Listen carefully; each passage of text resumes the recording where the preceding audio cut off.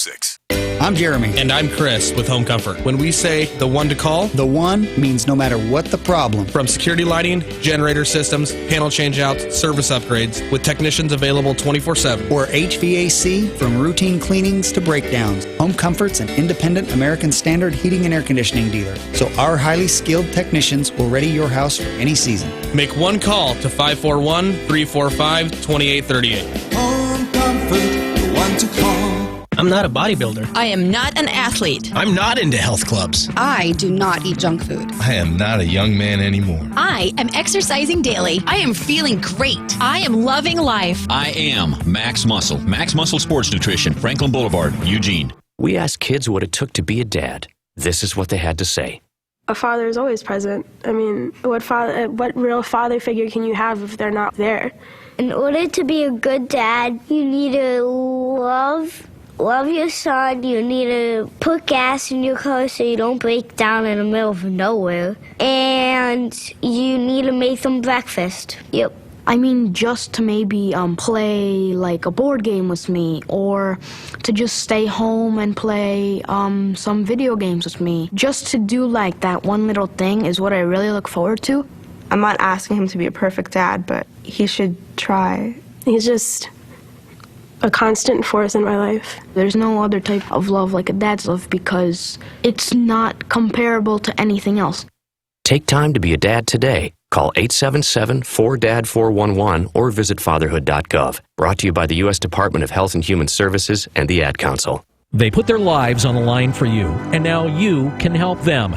The Oregon Paralyzed Veterans of America needs volunteers. As a volunteer, you can help out at events throughout the year, whether it's manning a booth at a fair or helping with sporting or recreation activities for the vets. You can even just answer phones. The OPVA assists vets who are paralyzed or dealing with other mobility impairments.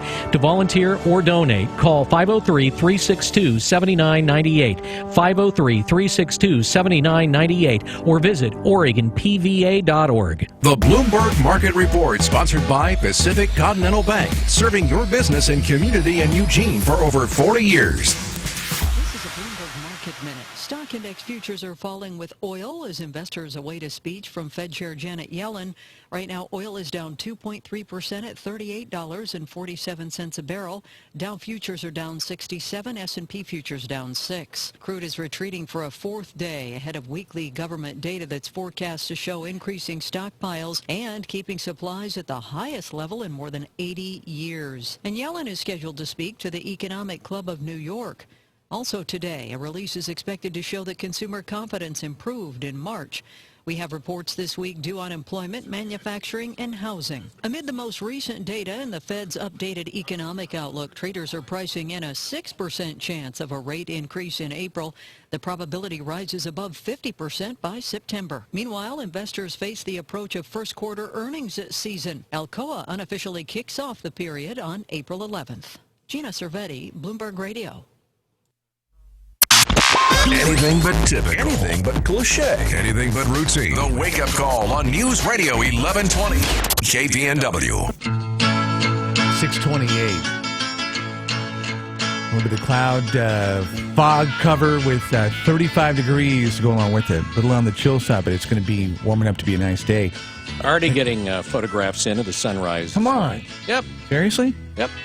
Spent a good portion of the afternoon in Cottage Grove yesterday. It was a beautiful day, but I have to say that two of the stories that you had, I have to say, on the level of messed up newscasts, because top to bottom, except for the great news with the OSU Beavers, that was one of the most.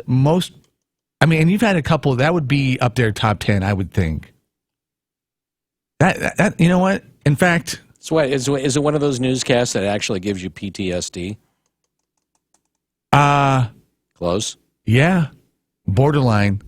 I mean, it's like one after the other. So I thought, to kind of combat that, maybe we'll wait for the 6:30 crowd so they can, if you're waking up at 6:30 today, I salute you because you missed out on just one story that's just a solar plexus kick after the other with a couple in the neck region to kind of offset that and give you maybe hopefully a little bit of maybe not a smile but a grin, Jim Gaffigan. I was watching Animal Planet. Do you know that the male seahorse has the baby? And I was thinking, why don't they just call that the female seahorse? You know, it's just some stubborn scientist, you know? Yeah, that one there is male seahorse. Bill, that one's having a baby. Male has the baby. You're fired. My favorite animal is the manatee, the sea cow. Have you ever seen that animal? The manatee is endangered, and I think it's because it's out of shape. It looks like a retired football player. You ever seen it on the Discovery Channel? It's always floating around like, I'm bloated. Too much pizza. All right. That'll make people feel better. I hope. At least if not temporarily. 21 billion back to reality. Is that a You said 21 billion, right? Yeah, 21 billion. Not 21,000. Actually, in excess of $21 billion. That is the current unfunded liability for PERS. Some would say even more than that, depending on how you do the math. That's the least amount that it's unfunded. $18 billion, by the way, was last year's unfunded liability. So an extra $3 billion of unfunded liability in just the course of a year. Now, this is why, all right, you look at that and go, what does that mean exactly? Well, what that means is that as a taxpayer, you are going to foot the bill for that in one way or another. Huh. Now, well, and your right, and kids, your kids and their kids. So the way that the way that this is going to play out is, I love the way they always worded. Well, the employer is going to have to either cut jobs or pay more. Well, who are the employers? The employers are governmental agencies, either on a municipal or a county or a state level, local school districts, etc. All right? If it's funded by tax dollars, then you know. Well, taxpayers are going to pay for that. And one of the ways they can do that is by raising taxes. Now, this goes to IP28, initiative petition, I believe it's IP28, which is being pushed by the unions. No surprise there. And it is a gross receipts tax on business. And it doesn't make any difference what size the business. And what that does is it taxes, not your net, but your gross. So if you're working on the margins, you're just starting, like a lot of people who just start a business where you're working on the margin. I mean, you may not even make a profit for a couple of years. They're now not only going to, they're going to tax everything that comes through there. There are no deductions. It's a gross receipts tax. Not on your net, but on your gross. They figure it'll raise about $5 billion. Gee, wonder what that'll be used for. See, 21... Still short. $21 billion liability. Well, that's $5 billion a year. Right. Or biennium. So you figure, we'll have 3 businesses left in the state the next year. Right. Nike, Intel. Maybe. What would be another one? It won't be Weyerhaeuser because, of course, you can't have those tree cutters. Well, you'd have PGE. So, yeah, you'd have a couple of utilities. You'd have Nike. You'd have Intel. I doubt you'd have any call centers. Business repellent. Mm-hmm.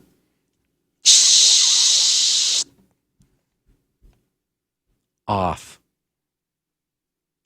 New business repellent. Anywhere else have the eclectic and they might be weird, but they will support a business or two. Anywhere else in the country that we could kind of send our folks to and go, look, it's not a bad thing. Oh, remember the state businesses aren't bad. Remember the state of Idaho actually created a little board within government to go headhunting Oregon businesses? Oh, yeah. Yeah. Remember we had the guy on from there a few years ago. Mm-hmm. Like, hey. It's a great idea. Hey, come over here across the border. We like you here. I wouldn't be surprised if you see, come see lovely Idaho or, wherever USA or even overseas, those commercials popping up. All right, we need there aren't many pretty Jim places. Gaffigan. There aren't many pretty places in Idaho unless you're in the Panhandle or in that area around Sun Valley. I've never found Idaho to be, like I said, the Panhandle, beautiful, gorgeous. The area around Sun Valley, that whole mountainous area there, gorgeous. The rest of it, Well, that's all you hear much. people talk about when it comes to that. I hear people talk about when it comes to Idaho. All right, we get a break. Bethany, hopefully, maybe to bring some levity. We'll have her maybe kick things off with a monologue. With a joke. 38 degrees. It's 11:20 KPNW. Amtrak Cascades from Eugene to Portland for less than $20 one way. Start your adventure at Amtrak.com/see what happens. For the all-new John Deere riding mowers, tractors, and side-by-sides, think Ramsey Waite. Make tracks to Ramsey Waite for John Deere lawn tractors and zero-turn mowers. There's nothing like a John Deere Gator utility vehicle. From hardworking and trail-ready to the ultimate in work capability. Get into a Gator now at Ramsey Waite. Don't just dream about it, wait for it. Ramsey Waite. Open Monday through Saturday. Franklin Boulevard, Glenwood. Online at RamseyWaite.com. Is it time to sell your house, and do you have work that needs to be done first, but you don't have the money? The bottom line is that when you improve your property, you get more money than other homeowners. Over the years, Harpole Real Estate with Keller Williams Realty understands this better than any other agent or company because they outsell all other agents. Eric, Jeanette, and their entire team will put up their own money to make sure you get the most out of your house. Their enhanced listing will help clean up, repair, and upgrade your home to get you in the best position to maximize your home sale. Everyone's situation is different, so call for a free no-pressure consultation, 541-286-3030. Unlike other agents, they offer flexible commissions and an exclusive enhanced listing, and you can cancel at any time. With agents in Lane, Douglas, and Lynn counties, call Harpole Real Estate, 541-286-3030, 541-286-3030, online at harpolehomes.com. I loved playing high school sports. I loved the competition, the camaraderie, the bands, the crowds, all the pageantry, and I wanted to keep playing. But I graduated. No colleges called, and neither did the pros. So, to stay close to the game I loved, I decided to become a high school official. A referee. When I played high school sports, I learned the importance of integrity, good sportsmanship, and respect for the rules. Now, as a high school official, I get to help model these same values to others. Maybe the colleges and the pros didn't call, but the kids in Oregon did. And now, I'm enjoying the competition, the camaraderie, the bands, the crowds, and all the pageantry of high school sports all over again. This message presented by the Oregon School Activities Association and the Oregon Athletic Directors Association. Hey, hon, do me a favor and hold the ladder for me. I have a better idea. Let's just call somebody to clean the gutters. To scoop out a few leaves? Come on, I'll be down in a heartbeat. No! Using a ladder might seem easy. Misusing one is even easier.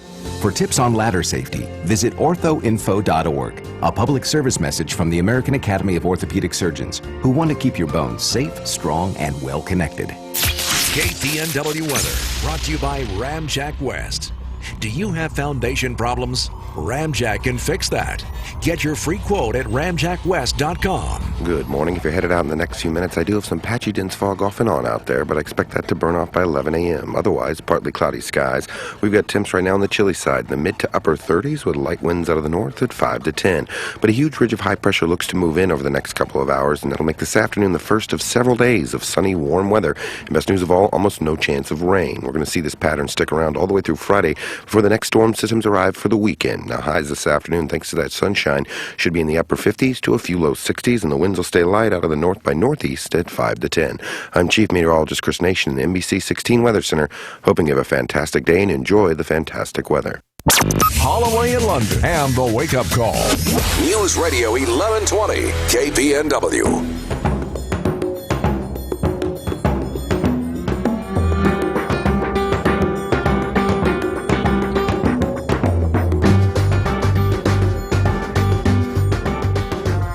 News Radio 1120 KPNW. Good morning. Welcome aboard. Glad that you could be here. It's 6:40. Joining us on the Wake Up Call this morning, we're going to talk a little bit about emails and in particular Hillary Clinton's emails. Political analyst, former congressional aide Bethany Blankley joining us on the Wake Up Call this morning. In case you hadn't heard, federal prosecutors are reportedly trying to coordinate. I love this. Oh, we're trying to coordinate an interview with Clinton regarding the FBI probe into her emails. They're trying to coordinate. They're the feds. She is no longer a government official. Can't they just tell her, we want you in our offices by 10 o'clock tomorrow morning? Yes. Can you imagine if the FBI showed up at your door and they're like, we need to coordinate with your secretary, but we'll need to meet with you? Right. I don't think so. They bring you right in. That's just another example of her thinking she's above the law. I mean, the Washington Post had a great story this morning talking about the email history, and even they reach out, and she refuses to respond to the Washington Post, New York Times, AP, across the board. They're not responding. The State Department, her campaign, none of them will respond to questions related to this. It's incredible. So the question here is, I mean, all things considered, do you believe that even if, and we don't know because it's not gone in front of a jury yet, if crimes were considered to have been committed, is there really, considering this administration and the fact that she was the Secretary of State, obviously somebody supported by the current president, that she would ever be prosecuted? She's not going to be indicted as long as Obama and Loretta Lynch are in office. So I think, sadly, we're not going to see justice on the legal front unless there's some kind of smoking gun that warrants the mainstream media to really go after her like they did with Nixon, who, by the way, did far less worse than what she has done. So I think the question is, will Sanders hammer her on this? No, he hasn't been, but he could and he should. And so, well, okay. Then you bring up a great question, and I keep asking this: why is it that he is not willing to go after her on this? He's willing to go after her on her support, courtesy of Wall Street, but he's not willing to just lay some lumber on her in regards to this. Why? Because he's already been told by the Clintons not to. There's somebody very important who's been pulling the strings throughout this entire election, and his name is Bill Clinton. And so people have been strong-armed already. Just like J. Edgar Hoover had a list, and he had information, so do the Clintons, and so does Obama. And I think part of that has to do with why no one in Congress has challenged Obama on many things, even though there's a Republican in control in both the House and Senate. So there are a lot of things that are going on behind the scenes. Well, Will she be indicted? No. Okay, you believe that things are going on behind the scenes in regards to Bill Clinton? Oh, absolutely. Okay. But they have reported there's something today. Page 6, New York Post, talking about Bill Clinton making phone calls and trying to control things with the campaign. So it is being reported regardless of how people are documenting their sources. Well, what's he got on? What does he have on Sanders then? I mean, what? Oh, I have no idea. If that's a great question. If I'm running for president, and some former president calls me up and says, "You better not say anything, or I'm gonna," what? I mean, Sanders, say whatever you want to about him. I mean, we already know he's a socialist. How much worse does it really get? Yeah, well, that's a really great question. Really great question. I don't know. Well, then what is to lead anybody to believe that Clinton, Bill Clinton, and I'm not defending Bill Clinton. I'm not, Hillary. You made the assertion.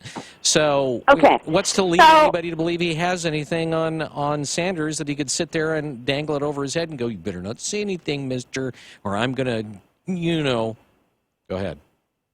There could be all kinds of things in terms of what could be leaked, investigations maybe through the IRS, anything digging through any of your personal banking, private, whatever related to anybody in your family. You got to remember the history of decades of a Clinton machine where lots of people took the fall for them instead of being responsible. Other people have gone to jail. And so I wouldn't put anything past them. Let me put it to you that way. These people are pros. They've been involved in politics for a long time. So the issue, too, is for the American people and who do they want? And are they going to continue to vote for Sanders, as we've seen in the primary, or is it going to be controlled by delegates? And I think the important thing for people to recognize... we already know that. We already know that it's going to be controlled by the delegates, the superdelegates. It already is being. Okay. Well, then the question will still be negative public perception. For example, if Trump wins and he doesn't have the delegates, he has a popular vote, there will be such outrage and such, it would be too much for them to not have him. And so I think the same issue is the case with Clinton. So then what are we looking at? A Sanders VP? I don't know. All right. Bethany, we appreciate you joining us on the Wake Up Call this morning. Have a great rest of your day. Thank you. You too. All right. Take care. Let's see. Writes this person. Email, by the way, you can always contact us at 1120kpnw@gmail.com. I predict Hillary gets the election and her VP assumes the presidency. Thanks a lot, Republicans. That comes from Cynicus. Cynicus. Remember Cynicus? He's part of the Romans. I love the fact that Hillary doesn't want another debate unless Bernie Sanders tones it down. Yeah. Is that hysterical? You better tone it down. You better tone it down. Because he's gone completely negative? Bernie Sanders. Bernie Sanders, it has a little itty-bitty bird from Portland flying down, and, you see the rainbow in the background. I find that humorous. Yeah. Hillary. Tone it down. I don't understand. I don't get it. I don't get what the appeal of her is to anybody. Well, she's a strong woman. I don't understand it.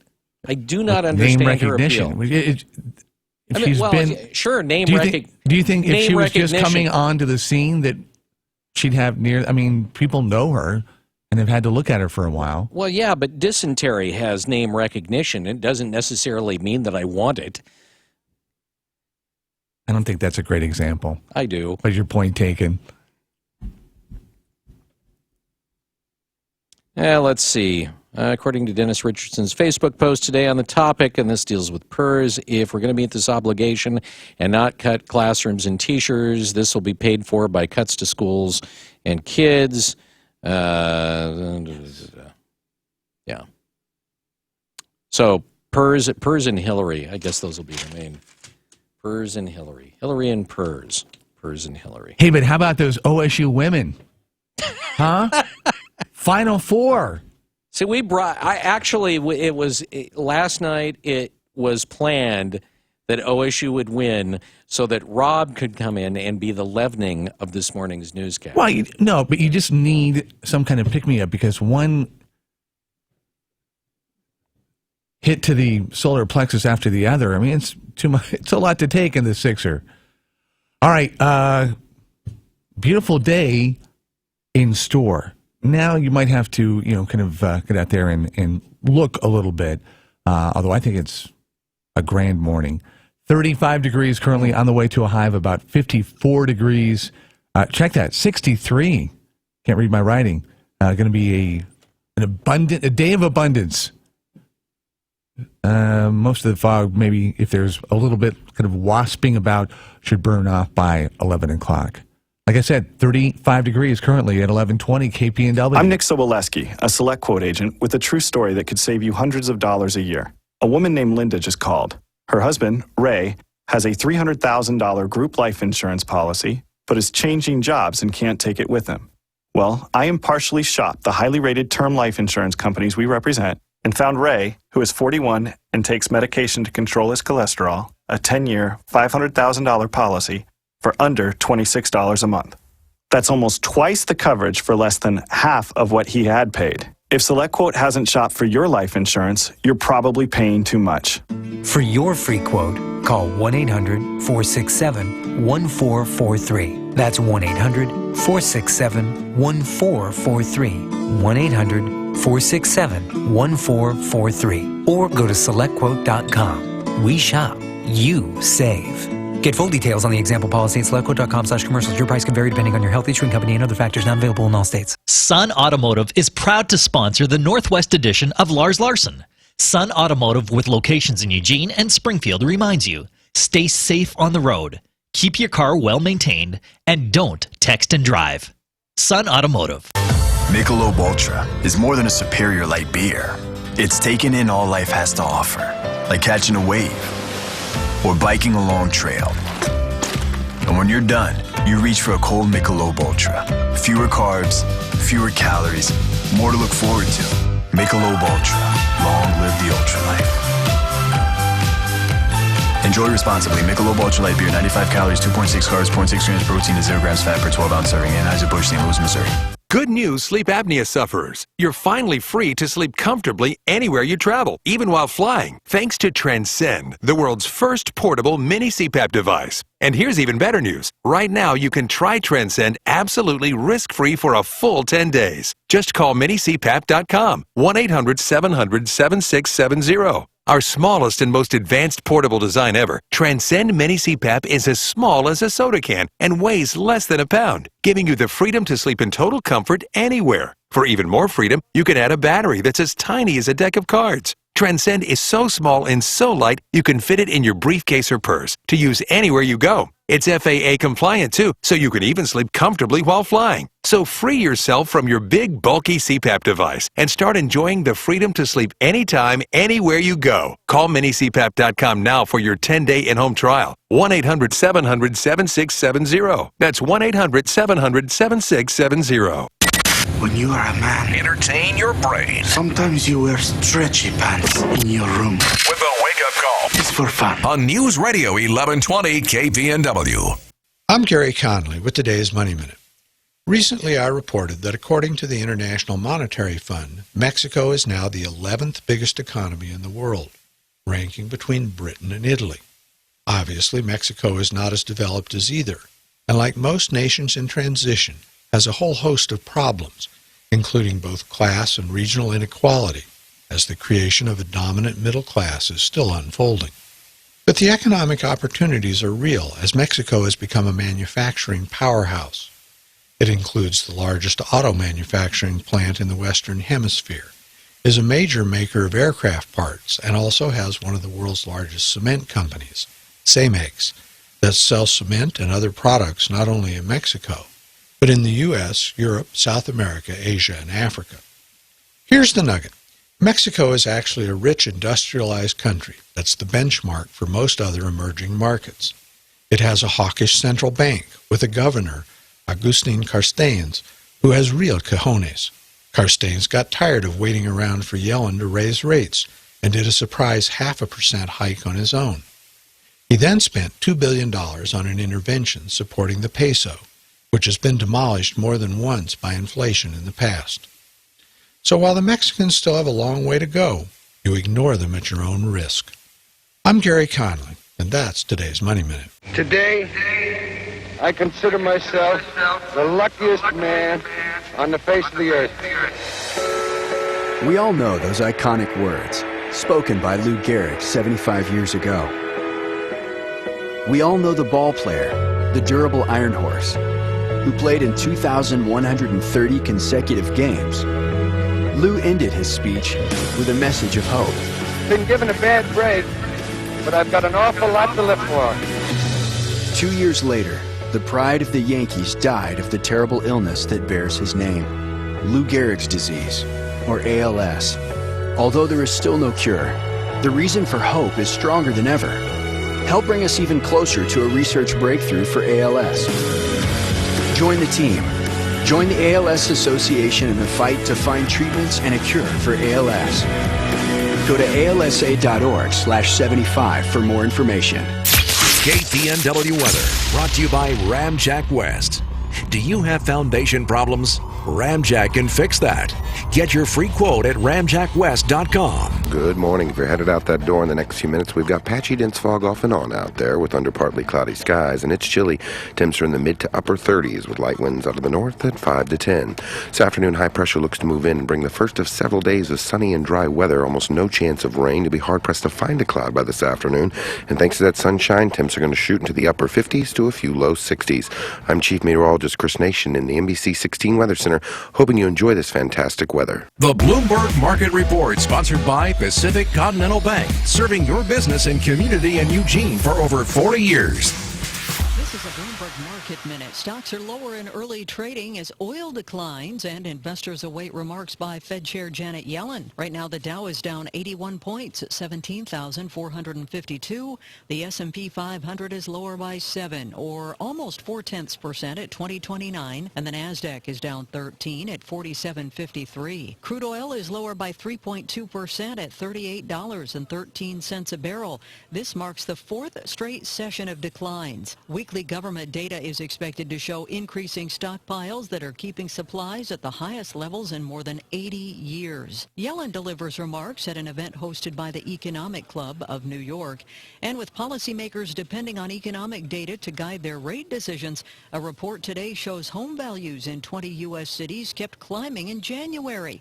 Also today, economists surveyed by Bloomberg forecast an improvement in March consumer confidence. Gina Cervetti, Bloomberg Radio. The Bernie Sanders campaign resurrected over Easter. He won Washington, Alaska, and Hawaii, and it wasn't even close. He shut Hillary Clinton out in those 3 states. The media said his victories underscored Hillary's persistent vulnerabilities within her own party. Crazy Bernie was in Wisconsin, and he was probably as close to orgasmic as he's ever been or ever will be. He said, that's what momentum's about. Don't let anybody tell you we can't win the nomination or win the general. We're going to do both. And he told his voters not to believe those who say Hillary's the strongest Democrat to run against the Republicans. Bernie admitted that his path is going to be hard, but he said that Hillary only did well in the South because it's more conservative. But now that the campaign is heading north to more progressive states, why, he can clean Hillary's clock, he says. Now, Hillary didn't even bother to campaign in any of these 3 states that Bernie won, except for a single appearance in Washington to get her hair done. But let's go with this, that Crazy Bernie has risen. Let's do the math on this. The Democrat winner needs 2,383 delegates. After Easter, Hillary has a lead of almost 300 pledged delegates. Factor in the superdelegates, Hillary leads Bernie 1712 to 1,004. Resurrected Bernie is dead man talking. His victory is dreamland, unless the superdelegates switch en masse. And don't rule it out yet, folks.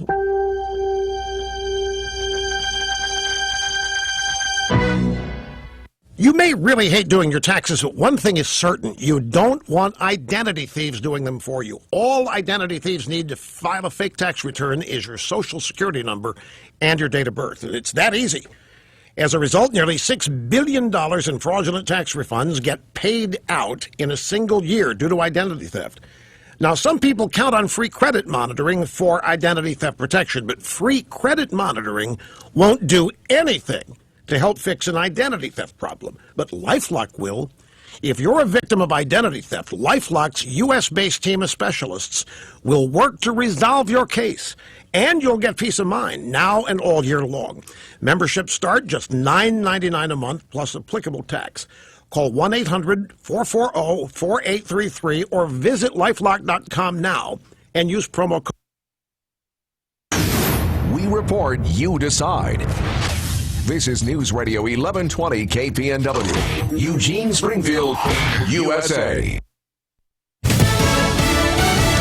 Fox News Radio, I'm Dave Anthony. What was the hijacker's motive? That is still the big question in Cyprus after the drama on an Egypt Air flight that ended without anyone being killed or hurt. Fox's Simon Owen live in our European bureau. Dave, the plane was supposed to be making a short domestic journey in Egypt, but it ended up hundreds of miles north on Cyprus after a passenger demanded the rerouting, claiming he was wearing an explosive belt. Reports now that belt was a fake. When the plane landed, there was a standoff lasting several hours before the hijacker released everyone on board and gave himself up.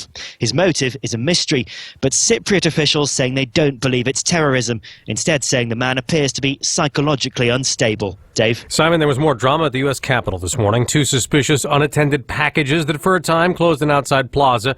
This the day after a Tennessee man was shot by Capitol Police who believed he pointed a weapon at them near the Visitors Center. Larry Dawson's in critical condition. Now, this isn't the first time that Dawson's been accused of causing trouble on Capitol Hill. Back in October, he was arrested for disturbing the House chamber by shouting Bible verses from the gallery. That's Fox's Kristen Fisher. It's been a week since terrorists bombed Brussels. You didn't hear anything for just a few seconds, and then the whole place came alive with people screaming and crying. Mark Gravelding, who's from Florida, survived the airport attack. What I will always choose to think about is what people did after. The love of the people helping each other that you always want to focus on. 35 people died. More than 100 are still hospitalized. About half of them are in critical condition. 32 are in burn units as police keep searching for the man in white seen on surveillance video with two of the airport suicide bombers. That airport's still closed. Some parents of Nigerian schoolgirls kidnapped by Boko Haram terrorists a few years ago say they're waiting to go to Cameroon to ID a child suicide bomber arrested Friday with explosives strapped to her body. She appears to be about 10 years old. Fox News Radio, fair and balanced. Hurry into SM Gun Shop for March savings. 40 caliber handguns, 10% off. All other guns are $20 off. Reloading powder just in from Hodgdon, IMR, Winchester, and Alliance will stock up now. SM Gun Shop, Lane County's most established gun store on River Road in Eugene. Welcome back to The Cat Show. Up next, we have Nico. Nico is a member of the Shelter Pet Group. That's right. A group known especially for their sunspot sleeping, ball chasing, leg rubbing, and of course, companionship. Just look how she struts. It's like she owns the place. And see how she curls up and cuddles her person. The pitch on her purring is simply perfect. Nice one. Fantastic cat. But really the best way to know an amazing shelter pet like Nico is to meet one. Visit theshelterpetproject.org today. Adopt. Brought to you by Maddie's Fund, the Humane Society of the United States, and the Ad Council. Do you have 30 minutes a week to make a difference in the life of a Eugene student? Join the Eugene Middle School Lunchtime Mentor Program. Be a friend. Support a middle schooler this year. Visit 4j.lane.edu/volunteers for more information. Now we're seeing stocks fall a little to start the day on Wall Street, where Fox Business Network's Nicole Petalides is live. After 2 days of gains, we are seeing stocks pull back some. The Dow Jones Industrial Average down 41 points at 17,493. The Nasdaq's down 2, and the S&P 500 is down 3. So these are fractional moves to the downside, waiting to hear from our Fed head, Janet Yellen, give us a glimpse into interest rates and the moves going forward. GameStop is a big winner in the S&P 500 after it beat the street in its quarterly numbers. McDonald's and Apple also lead. Under pressure, energy stocks, and on the Dow, Boeing, 3M, and Chevron are the losers. Dave. Thank you, Nicole. Now, you mentioned energy stocks. The price of oil is down more than $1, close to $38 a barrel. Again, gas is the same. AAA's national average for regular remains $2.04 a gallon. There's an oil spill being cleaned up in a southern Louisiana bayou near Morgan City. It's not clear how much spilled. This as the Coast Guard off the Pacific was also busy making a drug bust. Disrupted by a Coast Guard crew in Northern California. The journey of more than 6 tons of cocaine believed to be headed to Mexico. The Coast Guard spotting a semi-submersible vessel off the Pacific coast of Panama. They've been using this type of conveyance for a few years now. Vice Admiral Charles Ray, in video released Monday, 4 suspected smugglers who were arrested earlier this month were seen sitting on top of the vessel with their hands up in the air. We're putting more pressure on them, and so we've had better results. The drugs have an estimated street value of more than $200 million. Since June of last year, the Coast Guard has intercepted 5 submarine-like vessels. Pam Huso, Fox News. We're just getting this in from Reuters, which says by a split vote, the U.S. Supreme Court has rejected a challenge to laws that allow public sector unions to collect fees from non-union members. Of course, the court now only has 8 members after Antonin Scalia's death. I'm Dave Anthony, Fox News Radio.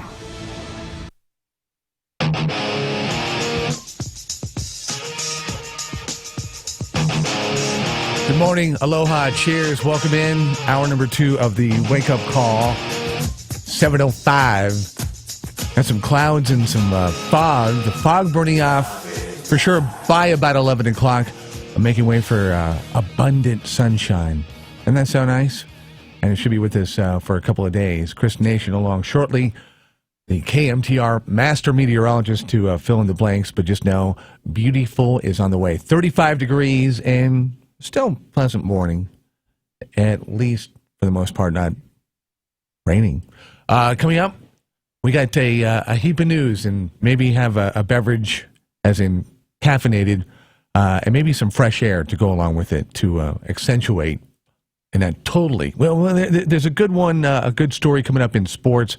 But Bill has these other stories. Yeah, we'll have a couple of Cottage Grove parents arrested for abusing their kids.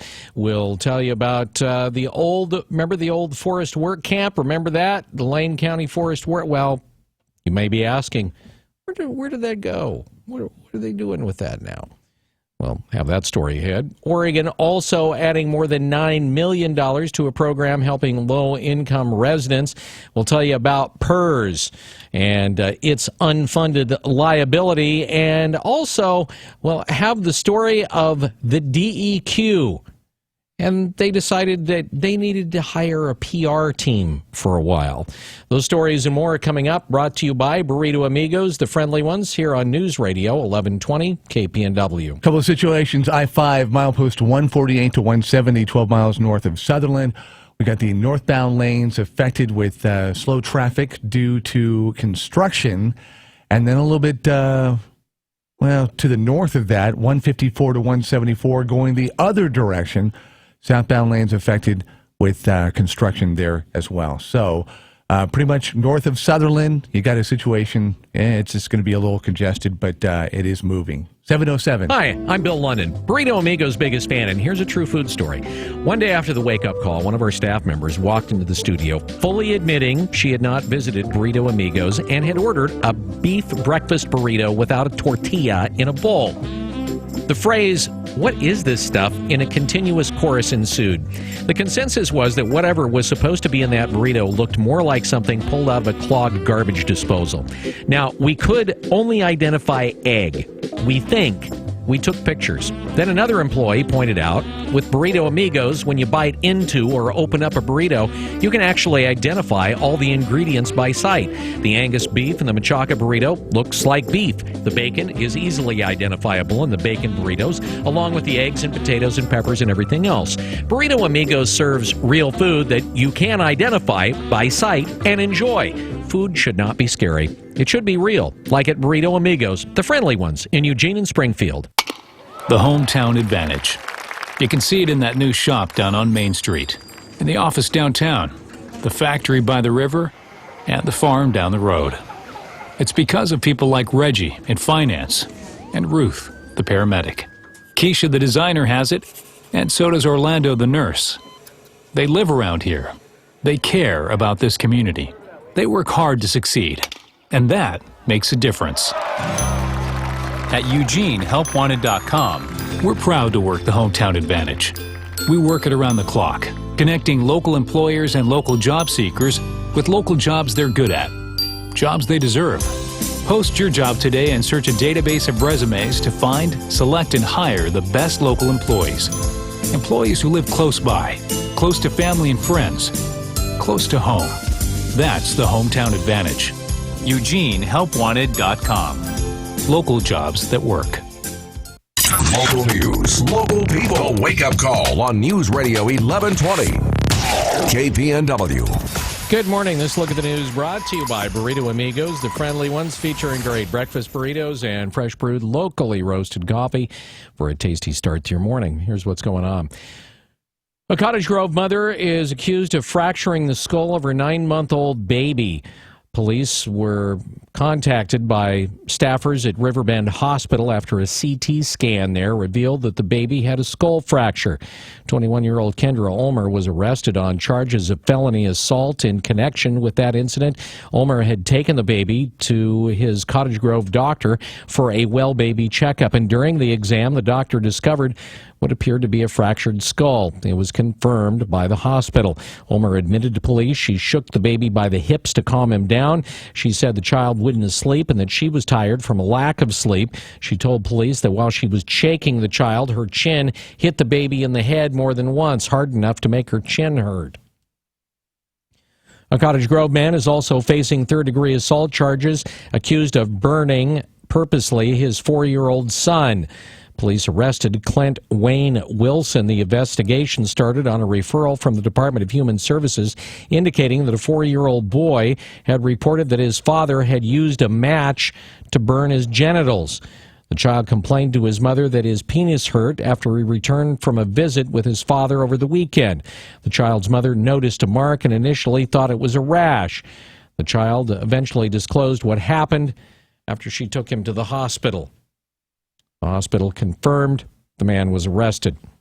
Well, it was the center of the debate over secure rural school funding several years ago. Now it's the center of another discussion.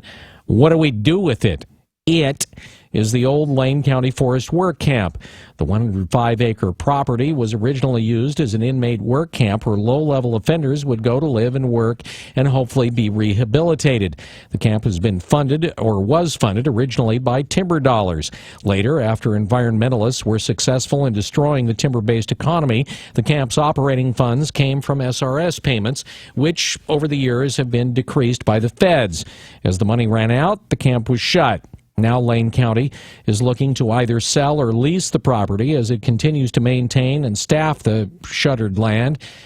And a special permit that allows the property on prime forest land is running out. The county spends about $250,000 a year just maintaining the property. The state of Oregon is adding more than $9 million to a program that helps low-income residents save for the future. Brad Ford reports. The money will go to a network of nonprofits that comprise the Oregon Individual Development Account Initiative. It helps support people so they can save for a home, a small business, or education. Last year, nearly 5,000 people took part in the program. The new money will be used for things such as helping low-income residents keep a car so they can get to work. Mercy Corps has a program to help young people in the Oregon Youth Authority start saving so they'll have a better chance for success after returning home. The initiative was created by the 1999 Oregon legislature. Brad Ford, KPNW. Well, it was a good night last night for Oregon State University and the Oregon women's basketball team. Rob has the story. Well, it turns out the state of Oregon indeed has a Final Four appearance to celebrate. The Oregon State women are joining Pac-12 mates Washington as one of the Final Four teams to play for the title. Listen to how epic last night's win was. They played a #1 seed in Baylor in Texas, close to Waco. Baylor had lost only once back in December. It was OSU's first Elite Eight appearance, and during the game, three of the stars were hampered with 4 fouls. In case you don't know, 5 and you're gone. The crew of Ruth Hamblin, Jamie Weissner, Sidney Weiss, and company held off Baylor, neutralizing All-American Nina Davis, who had come off 2 consecutive 30-point performances. The Beavers were lights out in the first half from the three-point line and hit an icy spot during the second half, allowing the Bears to make it a game and even tying it up with 2:19 to go at 57 all. But OSU never gave it away, winning 60-57. Jamie Weissner followed up a 38-point performance with a solid 16.8 rebound output. She was named the tournament's outstanding player. Sidney Weiss led with 18.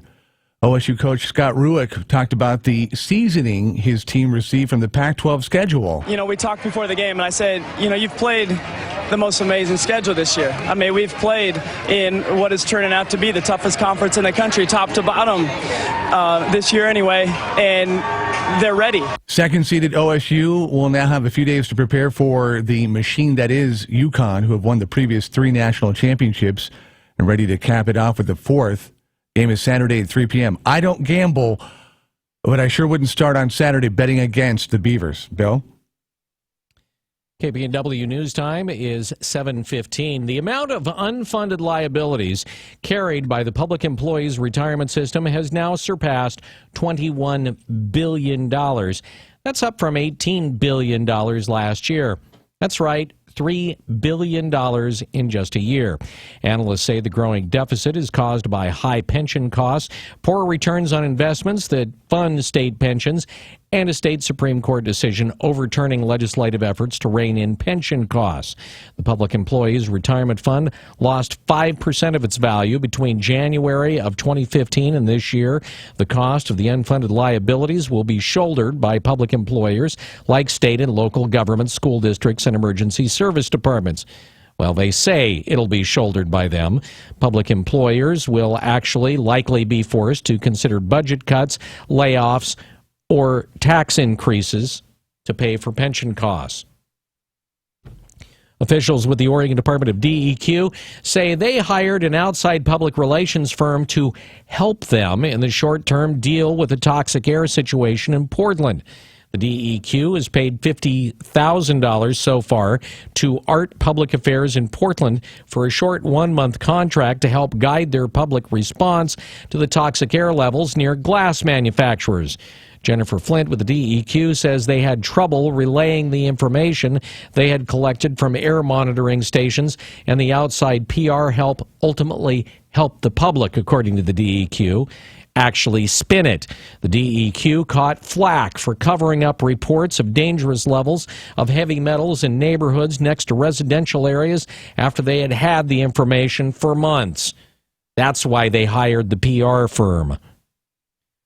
The owners of a charter fishing boat operation in Depot Bay are out of business after pleading guilty to felony racketeering, Brad Ford reports. The owners of Tradewinds pleaded guilty for telling clients they were buying one-day fishing licenses, but instead pocketed the money. Instead of issuing a fishing license, they just issued them a counter receipt, but did not actually purchase a fishing license from the Department of Fish and Wildlife. Oregon State Police Lieutenant Bill Fugate says that as part of the agreement, they'll sell their business. The Lincoln County Circuit Court ordered that they sell their business to an independent third party, and they are not allowed to own a charter company in the future. They'll pay $45,000 restitution to Oregon Fish and Wildlife, $48,000 to state police for the cost of the investigation, and $16.75 to each customer who bought licenses that weren't issued between April of 2012 and March of 2015. Brad Ford, KPNW. Authorities say a 39-year-old man shot and wounded by Lynn County Sheriff's deputies after he fired at them during a pursuit in a stolen pickup truck remains in critical condition. Brian Eller was the man who was shot by police. Deputies and a passenger in the truck, who has been identified as 35-year-old Kimberly Eller, were uninjured. Deputies had tried to make contact with Ellers on Friday as part of an ongoing investigation. That's when the two fled in a pickup truck. It led them to the chase. The Lynn County Sheriff's Office says the truck ended up in a field where both suspects tried to run away.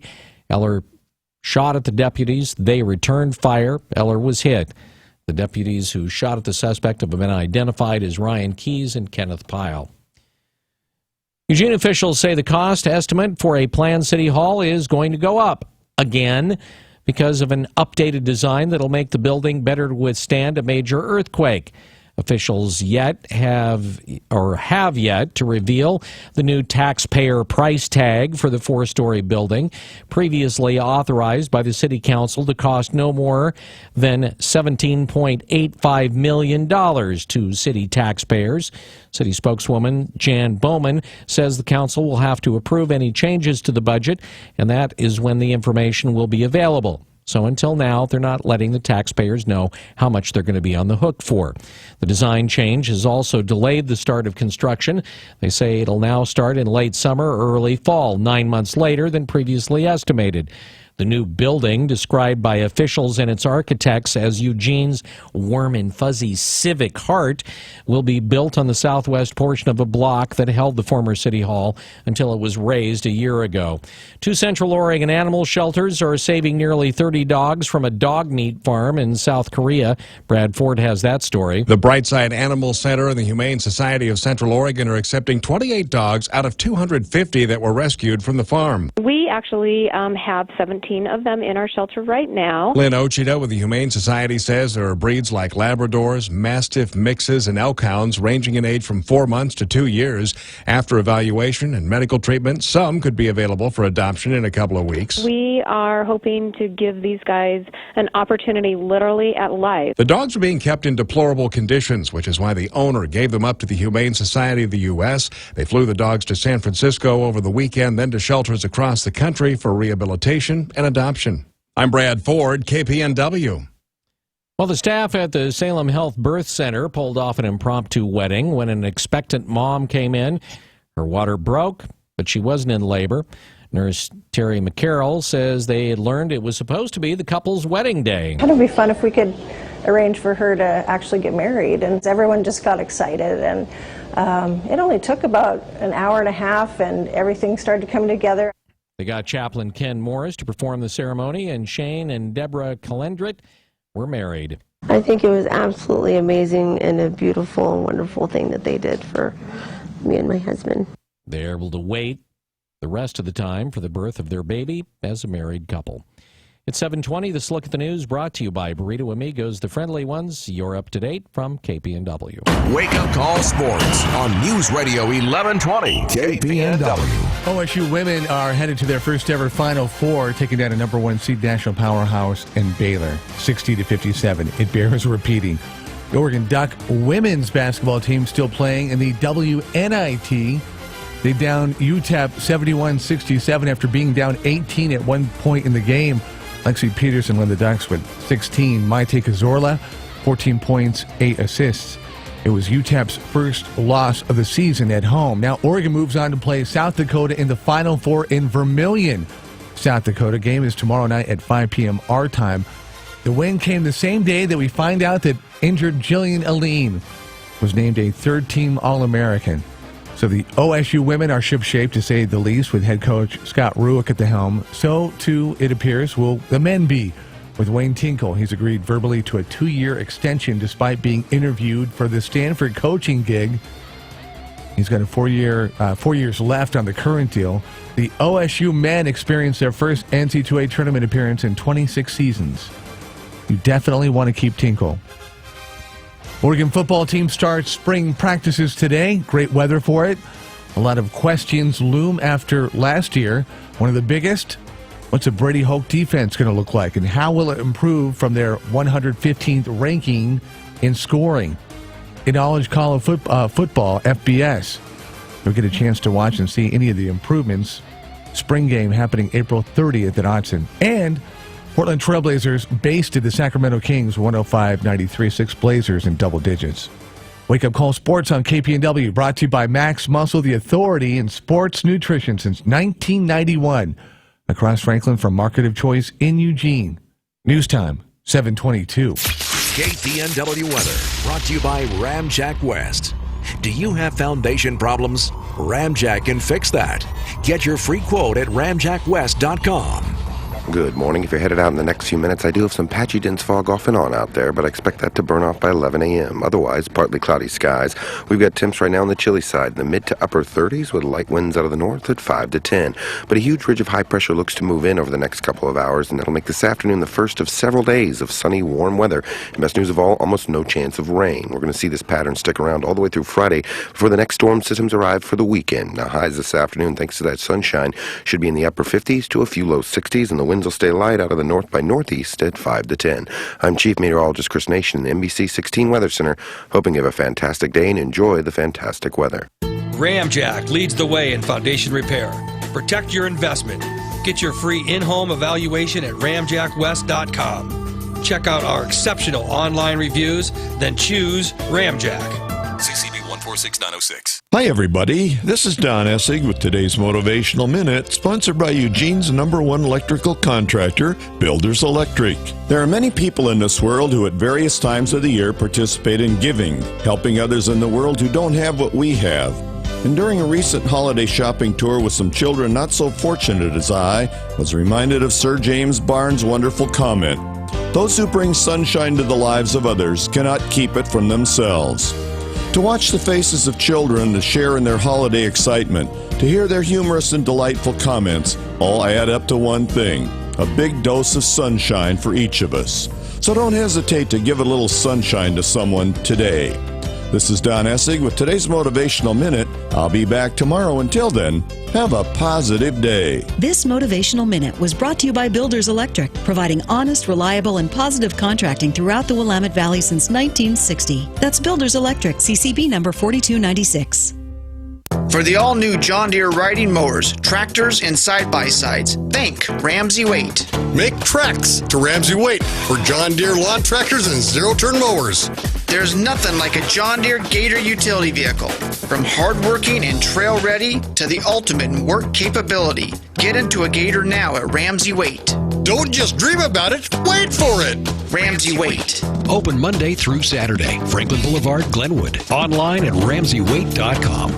Max Muscle Sports Nutrition is more than a nutrition store. Tom here at Max Muscle. If you want to make changes to your overall health, lose weight, build muscle, or if you just want to feel better, stop by, talk to a certified nutritionist. Max Muscle, Franklin Boulevard, across from the Market of Choice.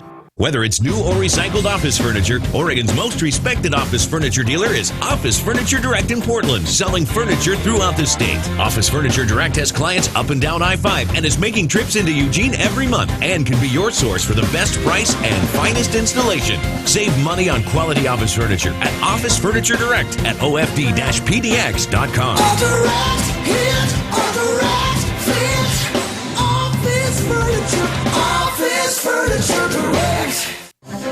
If just one step could change the future of diabetes, why wouldn't you step out?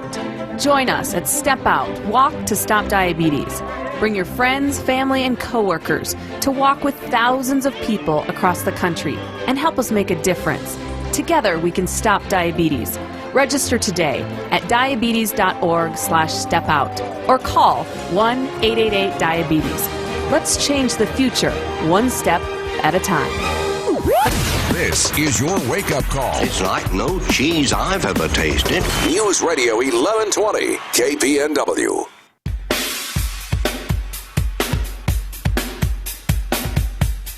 Wow, it started off nice and clear, and all of a sudden, fog rolling into downtown Eugene.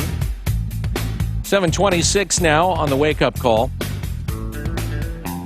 Some interesting research is going on in the field of post-traumatic stress disorder. Vets suffering from PTSD may, according to researchers, may have blood vessels that aren't expanding normally, according to a new study. If the vessels don't widen like they should, the risk of heart attack and stroke actually goes up. The researchers also found that risk factors usually associated with the problems like high blood pressure, diabetes, cholesterol, etc., didn't seem to account for why people with PTSD were more likely to have blood vessels that didn't dilate properly. Let's talk a little bit about that this morning. Somebody who deals with PTSD, actually with vets who are dealing with PTSD in a rather unique way. Shannon Walker joining us on the wake-up call this morning. Good morning, Shannon. Good morning. How are you today? Thanks for joining us. You're up in Battleground, Washington, right? I am, yes. All right. So a little bit about this. Do they have any idea what the mechanism here is for, why it is that PTSD is, potentially causing this with the blood vessels? I'm not a doctor, so I actually don't know what causes that as far as metabolically exactly. However, the toll that stress takes on our body as a whole, it doesn't surprise me. And veterans with PTSD, it is amazing how just living a normal everyday life, their triggers are so significant that, the effects it does have on the body from the stress. It doesn't surprise me at all as far as the finding about strokes and heart attack, because just going out and living a normal life can be unbelievably so stressful. What we take for granted and don't even think about, to them is a daily struggle. Right. Now, Shannon actually heads up a group called Northwest Battle Buddies, and we're going to talk a little bit about kind of what you do. How did you first kind of become involved in and find out more about the whole issue surrounding returning vets and PTSD? Well, I've been a professional dog trainer for 20 years, and I had a veteran come through my for-profit business, and he was wanting his service dog, his personal dog, to be trained to be his service dog. And I had trained service dogs before, but never for a veteran with PTSD. And so when I was working with him, because when you train a service dog, it's very extensive, and when I was working with him, training his dog and then teaching him how to navigate life with her, I saw him change through that process, but I also saw his daily struggle, and I learned about the suicide rate among our veterans, which is 22 a day, and it was heartbreaking to me. And through learning about that and seeing him change and that whole process, it was on my heart to start Northwest Battle Buddies. Okay, and so what specifically you do is you train dogs, right, to be companions to those with PTSD? Yeah, the mission of Northwest Battle Buddies is we provide service dogs to combat veterans who have PTSD at absolutely no charge to the veteran. And each dog goes through about 350 hours of training prior to being paired up and matched with a veteran, and then the veteran goes through about 2 months of training with us before we gift them the dogs. Well, what kind of, if you train dogs and you train them for a living, what is the difference between the training that, a PTSD companion dog gets compared to, other dogs you're training? Well, other dogs that I'm training, a service dog is trained to the purpose of whatever the disability is or the trauma. And so one of the things that our dogs do, if to be exact on the question, is they have an innate ability to bring them back out of a flashback or a moment of anxiety. When a veteran is triggered and they're lost in their head, back at a trauma that they experienced, the dogs have the ability to interrupt that, whether they're licking their face, licking their hands, waking them up from nightmares, to bring them back to the moment of today. And the dog will actually break the command and interrupt that moment. The body goes through a metabolic change, and the dogs sense that, and that is what they do, and that's one of the most significant things that they do. Not to mention sometimes the veteran will have a weakness, whether it's a blind side or a balance issue or through physical trauma, also through combat. The dogs are trained on an individual basis to strengthen whatever those places or positions are to help in that area. That must be actually pretty challenging to train a dog in that particular way, or is it as simple as training any other normal service dog? It's when you're a dog trainer, it is as simple as training any other tasks. It's just a matter of what you're training the dog for. Whether it's police work, whether it's narcotic work, whether it's a service dog, it's all dog training. It's just a matter of having the knowledge and the ability to do it, and the dog that is predisposed to that task. That helps and makes all the difference in the world. What kind of dogs make good service dogs for this type of work? Great question. A well-bred one. And what I mean by that is they need to be social, they need to be confident, they need to, love people, but they also need to be able to handle a task without the help of the human and the guidance of the human. They have to be able to work independently also. We work with dogs that have, medium to low drive to fit particular lifestyles. And we have a lot of veterans that are very much boots on the ground, busy going all day long. So therefore we need to have high drive dogs that have the energy to keep up with them. But all of them have the discipline to be able to function in the outside world with excellence and, excellent manners and guidability from their handler. When you said so we use all breeds personally. This organization uses majority of breeds. When you said that you had to actually go through a couple of months of work with the individual that was going to be receiving the dog, what kind of things? What are they learning? What are you doing with them? Well, it starts with just straight up dog training. How to teach your dog to obey. Come, sit down, here. Learning about the dog, loading and unloading in vehicles. Just straight up dog training 101. Then we go out into public, and we go out and do absolutely everything that we can imagine and think about that somebody would experience in their life. Escalators, public transportation, security through malls, restaurants. You know, a lot of our veterans are out on boats, and the dogs need to be able to be in a boat successfully and safely and load and unload and be calm. And not to mention whatever the veteran may need physically that is to their individuality that they may need, and then we train the dogs for that. So we take them through everything we can imagine so they're prepared. When we aren't there to support them with our expertise, they have the expertise themselves, and they've learned, and they can confidently live a daily life with their dog. What kind of difference have you seen with the folks that you have worked with that and have ended up with one of these dogs? You know what? It is a night and day difference. The veterans will tell you their dog is a lifeline. And what I see is people veterans who were in their home, they were afraid to go out in public.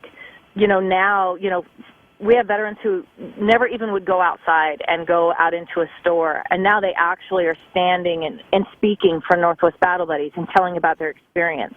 Every single one of our veterans are living life and broadening their horizons and stretching themselves to get jobs, get employed. We have one veteran who never even wanted to go outside. He actually has one of our German Shepherd dogs, and he is a teacher in a school. And he takes his dog to school with him every day, and she just downs while he's doing class.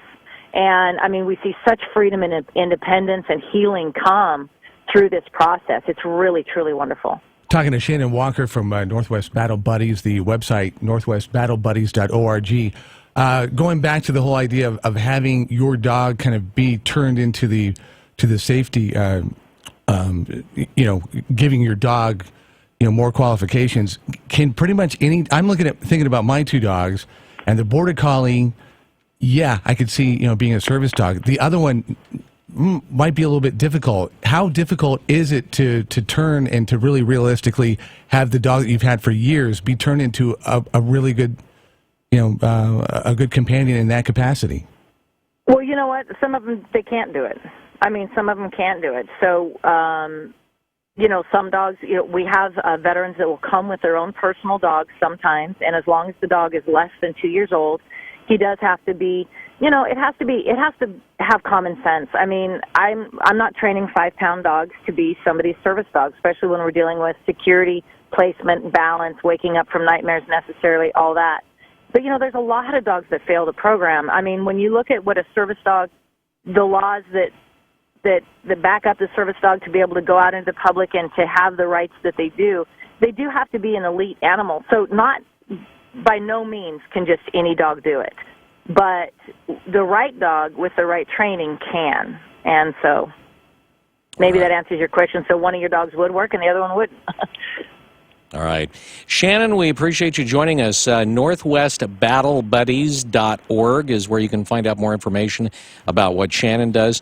Shannon, I realize you got to go. You've got a thing that you've got to get to, but we appreciate you joining us on the Wake Up Call. Yeah, thank you so much. And we do have a fundraiser this Saturday, so it's a dinner auction. So if anybody's interested, they can check out the website. Thank you so much. All right, you take care. NorthwestBattleBuddies.org. It's 737 News Radio, 1120 KPNW. The Bloomberg Market Report, sponsored by Pacific Continental Bank, serving your business and community in Eugene for over 40 years. This is the Bloomberg Market Minute. Stocks are taking a step back. The Dow down 32 points, the Nasdaq down a fraction, and the S&P down nearly 3 points as oil prices tumble. Crude futures are down almost 3% to $38.23 a barrel. Oil's rebound from months of near free fall appears to be running out of gas. Analysts tell Bloomberg that's overshadowing market optimism in the wake of some strong economic reports. Wall Street is retreating along with oil as investors await a speech by Federal Reserve Chair Janet Yellen. They'll be looking for clues on the economy and the direction of monetary policy. She's scheduled to speak just after midday to the Economic Club of New York. Stock in Foot Locker has a spring in its step. Shares are rising as traders react to word the sports apparel store stock is joining the S&P 500. It makes the move to the big index on Friday. Stocks joining the S&P usually rise because mutual fund managers that track the index have to add it to their portfolios. I'm Adrienne Mitchell, Bloomberg Radio. Pacific Continental Bank is proud to call the Eugene-Springfield area home for more than 40 years. As your local banker, partner, and neighbor, we are committed to the health and sustainability of your business and our community. We know it takes more than a loan or deposit to help you succeed. It takes people who know you, your business, and your community. Who says we can't be more than a bank? Pacific Continental Bank, the right bank. Learn more at therightbank.com. Member FDIC. When you take the train, there's no telling what adventures await you. But that didn't stop us from speculating. Okay, Ben, you tell me what you do aboard Amtrak Cascades. I tell you how your seemingly innocuous decisions ultimately alter the course of your entire existence. You ready? Yeah, let's do it. Okay, on the train, do you A, order food, or B, get a drink? Get a drink. Nice. Coffee or beer? Beer me. Ooh, someone catches your eye. Say hello or find your seat? Say hello. She's a Beaver fan. I noticed you're wearing a duck hat. Ugh. Deal breaker or get her number? Yeah, sure, get her number. You get her digits. After 6 months of dating, you adopt a rescue dog and you name her Pork Chop. And 4 months later, you propose on the jumbo screen at the Civil War. She spills her drink on you. Boo. But says yes. Yay. Whoa. Yeah, want to know your kids' names? Amtrak Cascades. See what happens from Eugene to Portland for less than $20 one way. Start your adventure at Amtrak.com/see what happens. Restrictions may apply. Michelob Ultra is more than a superior light beer. It's taken in all life has to offer, like catching a wave or biking a long trail. And when you're done, you reach for a cold Michelob Ultra. Fewer carbs, fewer calories, more to look forward to. Michelob Ultra. Long live the ultra life. Enjoy responsibly. Michelob Ultra Light Beer, 95 calories, 2.6 carbs, 0.6 grams protein, to 0 grams fat per 12-ounce serving. Anheuser-Busch, St. Louis, Missouri.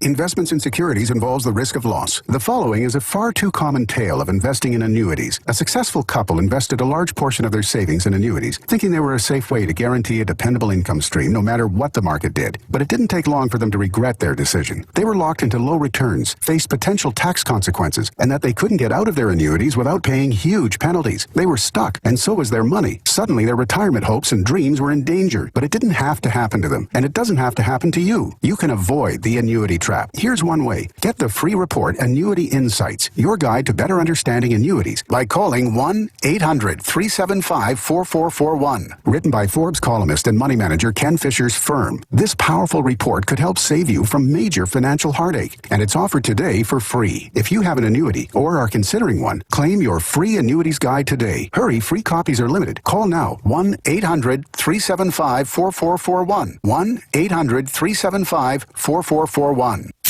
KPNW weather brought to you by Ramjack West. Do you have foundation problems? Ramjack can fix that. Get your free quote at ramjackwest.com. Good morning. If you're headed out that door in the next few minutes, we've got patchy dense fog off and on out there with under partly cloudy skies, and it's chilly. Temps are in the mid to upper 30s with light winds out of the north at 5 to 10. This afternoon, high pressure looks to move in and bring the first of several days of sunny and dry weather. Almost no chance of rain. You'll be hard-pressed to find a cloud by this afternoon. And thanks to that sunshine, temps are going to shoot into the upper 50s to a few low 60s. I'm Chief Meteorologist Chris Nation in the NBC 16 Weather Center, hoping you enjoy this fantastic weather. The Wake Up Call. To be honest, I've never seen such dysfunction. With Holloway in London. On News Radio 1120, KPNW. 7:42. Probably going to have a marching band on. Maybe have some cake. I know we're having wine julienne, so it's always a party. But tomorrow, our 7th anniversary. Holy cow.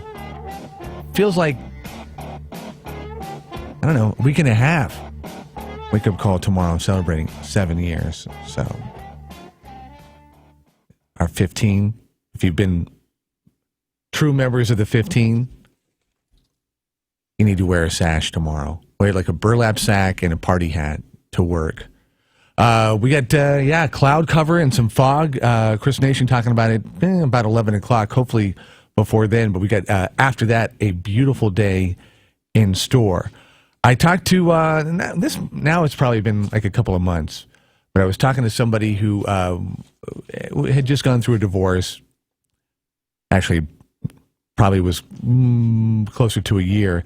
And they were asking about what my feelings about online dating were, to which I said, I'll peruse, but I haven't actually dated or been on a date with somebody. So it was kind of hard to tell. I said, you got to be careful because, it's the internet. So not everybody is completely honest It's like, you see these realtors that, have their photos up there, and it's, from 14 years ago.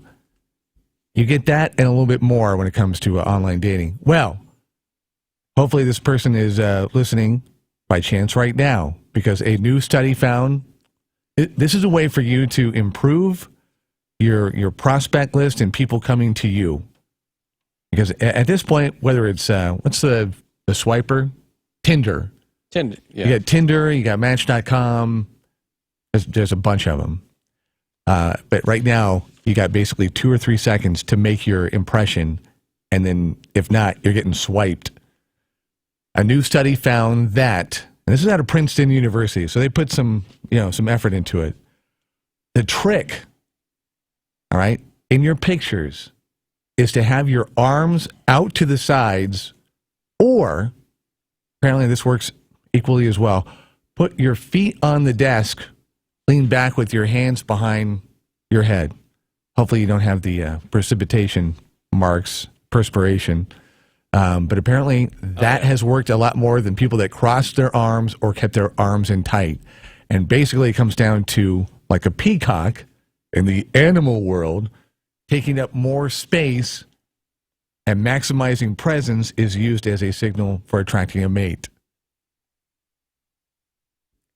By exerting dominance, they're trying to signal that I'm able to do things. I have space. I'm able to do things. I have space. I have access to resources. Subconsciously. So, there you go. Give it a shot. Now, if you do get a date, if you are able to, go back and forth and, let's meet. Let's meet. A new study by Match.com found that the average date costs, in this day and age, just a date, $180. Talking about transportation, $14.50. Unless you have to get transfers, take the bus. A gift. Who brings a gift on a date? Getting your hair cut or done at other cosmetics, $18. Seriously? Clothes? I don't know that many people go out to buy, well, I'm sure there's people that $30 on clothes just for the date, and condoms or birth control, $4. 180. That seems a little excessive. How much was for dinner? $98 for entertainment, meals, and drinks. I'm going to say that the majority of that probably is going towards the drinks, cost of drink prices. Yeah, I agree with that. You have 2 drinks in your decent drinks, and you're up to, And who's going to take $15. their, especially if it's a first or second or third, who's going to take them to a dump? You're going to take them to a nicer restaurant, and it's going to be $40 or $50 a plate. See, get the tips and dessert. If you take them, to a dump, you actually find out what, whether it's really meant to be or not. They want to go on a second date. Right. Wait a minute, you took me to a dump. Yeah, well. Yeah, it's a good point. You need to find out how much they are into you, right, or not. Take them to someplace simple and cheap. At this new restaurant, I want to try out. It's one out of the back of a truck. One of the things about online dating is that there are people that online date just simply to get free meals. No. Seriously? Yeah. Do you remember the story about 2-3 weeks ago? Mm-hmm. Where all of a sudden there was somebody else joining the party? Yeah. And didn't they beat him up? Mm-hmm. But others are just in it for the meal. Where they're just it's like a scam. It was a friend of mine was using online dating. Goes out for with that matter? Yeah, goes out with this woman, and everything is going fine. They're having a conversation, and she's like, "Yeah, I haven't paid for a meal in probably the last 10 or 11 days." She said that at the date? Uh-huh. He's like, "What?" She says, "Oh, yeah, I haven't paid for a meal in like 10, 11 days, something like that. Just been from the people that have contacted me on Match.com. I'm not having to buy any meals." Just like, oh, okay. Let's see. Let me put this on the list of We're done. Yeah, just basically doing it to get free meals. Just a mooch, a leech, a barnacle. It's just like gambling. You hear somebody Parasite. go down to Vegas. Yeah, I won $1,500. And you're like, oh, really? And you think, it's such a gamble. It's a crap, and okay. I've got nothing to base that on because I haven't gone on any dates. I actually have somebody who's very adept at it that we're corresponding back and forth, and she's like, "How many dates have you been on?" None. It's fun to people watch. It's like the new people watching. Remember how you used to go out in society? People watching, yeah. Now, you just sit in the computer in your mom's basement in your underwear, rock back and forth in the fetal position. Yeah, nice. 7:50, 10 away from 8 o'clock. Coming up, Julie from Lucky Paw is going to hopefully, maybe, have a fur person. I think I said this off the air. Dogs and kids are our only hope for society because the adults have wrecked it. Yeah. Pretty much. But maybe we can add to the family from Lucky Paws, and then George Rohde, Auto House Stadium. We'll be talking about some safety features out there that maybe, just maybe, especially if you have an older automobile, you don't know about. And so we'll try to get your direction. Just to kind of get this to you in case you're headed down I-5, north of Sutherland, the southbound lanes are affected between 154 and 174. 20-mile stretch. And then after that, we're looking at 148 to 170. The northbound lanes are affected. So you've got construction kind of snarling things. It's not an accident or a crash as of now. Hopefully that stays intact. But just know that you're going to get a little bit of a slowdown if you're headed down there to, check out In-N-Out. 9 away from 8 o'clock. Some clouds and some fog out there on the way to sunshine. And a high of 64. News Radio 1120 KPNW, where it's 38. I'm Jeremy. And I'm Chris with Home Comfort. When we say the one to call, the one means no matter what the problem. From security lighting, generator systems, panel changeouts, service upgrades, with technicians available 24/7. Or HVAC, from routine cleanings to breakdowns. Home Comfort's locally supported by Mitsubishi Electric. So their Mitsubishi Electric factory-trained technicians will ready your house for any season. Make one call to 541-345-2838. Home Comfort, the one to call.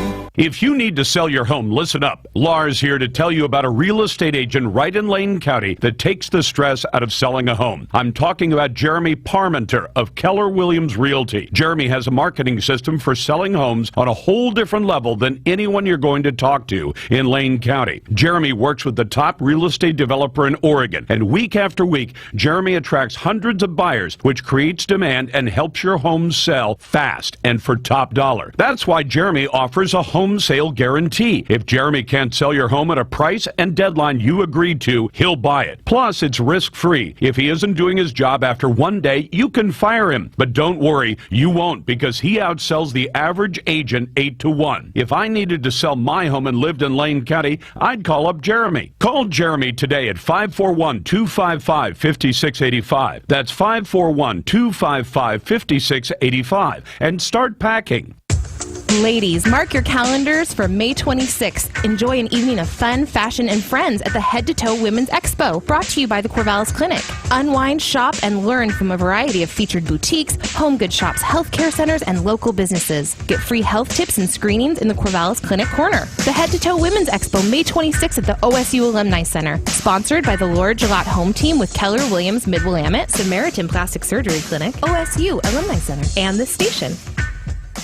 I'm Gary Conley with today's Money Minute. Recently, I reported that according to the International Monetary Fund, Mexico is now the 11th biggest economy in the world, ranking between Britain and Italy. Obviously, Mexico is not as developed as either, and like most nations in transition, has a whole host of problems, including both class and regional inequality, as the creation of a dominant middle class is still unfolding. But the economic opportunities are real, as Mexico has become a manufacturing powerhouse. It includes the largest auto manufacturing plant in the Western Hemisphere, is a major maker of aircraft parts and also has one of the world's largest cement companies, Cemex, that sells cement and other products not only in Mexico, but in the U.S., Europe, South America, Asia, and Africa. Here's the nugget. Mexico is actually a rich industrialized country that's the benchmark for most other emerging markets. It has a hawkish central bank with a governor, Agustin Carstens, who has real cojones. Carstens got tired of waiting around for Yellen to raise rates and did a surprise 0.5% hike on his own. He then spent $2 billion on an intervention supporting the peso, which has been demolished more than once by inflation in the past. So while the Mexicans still have a long way to go, you ignore them at your own risk. I'm Gary Conley, and that's today's Money Minute. Tired of long wait times and high prices at your local boat repair shop? The Boat Dock LLC Marine Repair in Springfield has the fastest turnover. With state-of-the-art test equipment and on-site test tank, the jobs are done right the first time. From simple tune-ups and water pumps to complete repowers on all types of marine power boats, the Boat Dock LLC is the shop to visit at 1252 30th Street in Springfield, a Better Business Bureau accredited business. Visit their website at eugeneboatrepair.com. That's eugeneboatrepair.com. Eugene Cascades and Coast Sports Commission invites you to celebrate outstanding athletes, events, and athletic achievement in Lane County. The inaugural Sports Town Awards presented by RG Media Company are Thursday, June 2nd at Valley River Inn in Eugene. Right now, the commission needs your help. They're accepting nominations for Trainer of the Year, Athlete of the Year, Inspirational Coach of the Year, and the Sustainable Event of the Year. Go to sportstownawards.com for all the details and nominate your favorites. Sponsored in part by the City of Eugene. Join parents and experts at Understood.org, a free online resource about learning and attention issues designed to help you help your child thrive in school and in life. Understood.org, because understanding is everything. Brought to you by Understood.org and the Ad Council. When I have an asthma attack, I feel scared. I feel like I'm choking. Prevent your child's next asthma attack. Visit www.noattacks.org or call your doctor, because even one attack is one too many. I feel like a fish with no water. Brought to you by the EPA and the Ad Council. KPNW weather brought to you by Ramjack West. Do you have foundation problems? Ramjack can fix that. Get your free quote at ramjackwest.com. Good morning. If you're headed out in the next few minutes, I do have some patchy dense fog off and on out there, but I expect that to burn off by 11 a.m. Otherwise, partly cloudy skies. We've got temps right now on the chilly side, the mid to upper 30s with light winds out of the north at 5 to 10. But a huge ridge of high pressure looks to move in over the next couple of hours, and that'll make this afternoon the first of several days of sunny, warm weather. And best news of all, almost no chance of rain. We're going to see this pattern stick around all the way through Friday before the next storm systems arrive for the weekend. Now, highs this afternoon, thanks to that sunshine, should be in the upper 50s to a few low 60s, and the winds will stay light out of the north by northeast at 5 to 10. I'm Chief Meteorologist Chris Nation in the NBC 16 Weather Center, hoping you have a fantastic day and enjoy the fantastic weather. The Bloomberg Market Report, sponsored by Pacific Continental Bank, serving your business and community in Eugene for over 40 years. This is a Bloomberg Market Minute. Stocks have turned mixed. The Dow down 38 points, the Nasdaq up 5, and the S&P down 4. Part of the clawback in losses comes as oil prices, which had been trading a few pennies away from $38 a barrel, steadied a little. Investors are worried about the weekly government data, which is forecast to show growing crude stockpiles have kept supplies at their highest level in more than 80 years. There is a chance that today could go down in history as an important day in the rise of the machines. IBM has built a new kind of microprocessor called True North and has put 16 of them into a $1 million supercomputer. Government testing on it begins today. The chip is designed to process information the way the human brain does. Apple shares are gaining 1% now that its effort to keep the government from snooping on its iPhones is apparently over. The FBI has dropped its lawsuit against Apple, trying to force it to unlock an iPhone.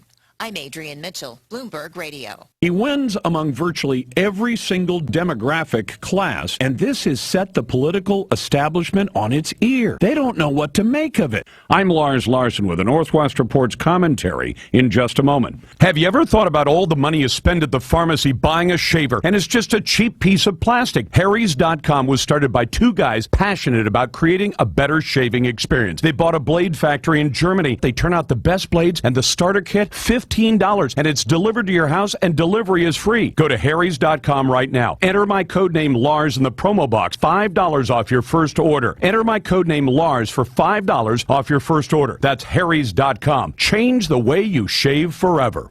Trump won among well-educated voters, according to both the exit polls, and he won among non-college educated voters. He won among wealthy voters and poor voters. He won among Latinos. Now think about that. Here's Donald Trump, a rich white guy from New York City. Conventional wisdom that comes out of the political class, which I think is bigoted from the start, is that Latino voters are only going to gravitate toward Latino candidates. But who won the majority of the Latino vote? That would be Donald Trump. For Northwest Reports, I'm Lars Larson. Depend on us for breaking news from the local neighborhood to the global one. We are News Radio 1120 KPNW, Eugene, Springfield. Fox News Radio, I'm Dave Anthony. He got into it with Donald Trump while running for president. Now Scott Walker is endorsing Trump's rival, telling WTMJ, Ted Cruz is the best positioned by far to both win the nomination of the Republican Party and to then go on and defeat Hillary Clinton. Walker is governor of Wisconsin, which has the next Republican primary next Tuesday. Cruz is now rallying in Brookfield, where Fox's Jeff Manasso is live. Dave, giant signs that read jobs, freedom, and security surround the stage here at the Sharon Lynn Wilson Center in Brookfield, where Ted Cruz has just taken the stage in one of several stops he's making ahead of Tuesday's primary. Donald Trump will make his first stop later in the southwest of us in Janesville. That's the hometown of House Speaker Paul Ryan, where a handful of anti-Trump protesters were arrested last night. But next, we head to nearby Waukesha. That's where John Kasich continues his long-shot primary push at a town hall meeting there. Dave? Jeff, a tie at the U.S. Supreme Court, which is a win for unions. Fox's Jared Halpern live in Washington. At the Supreme Court, a tie goes to the lower court. In this case, an appeals panel allowing unions to collect so-called fair share fees from public sector employees who are not members of the union. A group of California teachers have challenged the practice. It's the first high-profile challenge possibly tipped since Justice Antonin Scalia's death. Scalia and other conservative justices voiced doubts about the fees when the case was argued. Dave. Jared, in a few hours, President Obama's nominee to replace Scalia will meet with his first Republican Senator Mark Kirk. Other GOP senators have said they won't give Merrick Garland a vote. It's still unclear why a man hijacked an Egyptian air flight to Cyprus. He was arrested hours later. Nobody on board was hurt. Egypt's Civil Aviation Ministry is now saying that the quote-unquote explosive belt this guy said that he was wearing has in actuality turned out to be a fake. That's Fox's John Huddy. Fox News Radio, fair and balanced. This tip of the week brought to you by Neurospine Institute. About 2% of the population has a condition known as scoliosis, or curvature of the spine. The vast majority of cases occur in children. Some schools sponsor scoliosis screenings, but parents can watch for symptoms such as uneven shoulders or waist, prominent shoulder blades, or leaning to one side. Adults are susceptible as well, especially if another family member has the condition. Detection and treatment are the best ways to prevent an existing problem from getting worse. The specialists at Neurospine Institute can properly diagnose scoliosis and determine the best treatment options for you or your child. Are you living with chronic pain? The specialists at Neurospine Institute can diagnose the problem and develop a personalized treatment plan to address your symptoms. Their comprehensive services include clinical and surgical procedures, sports medicine, physical therapy, medical imaging, and pain management. Neurospine Institute's medical professionals will work closely with your primary care or referring physician to ensure that you receive the best care and treatment. They serve all of Western Oregon with 2 locations, the main campus in Eugene and their Roseburg Clinic. Visit neurospinellc.com today and get your life back.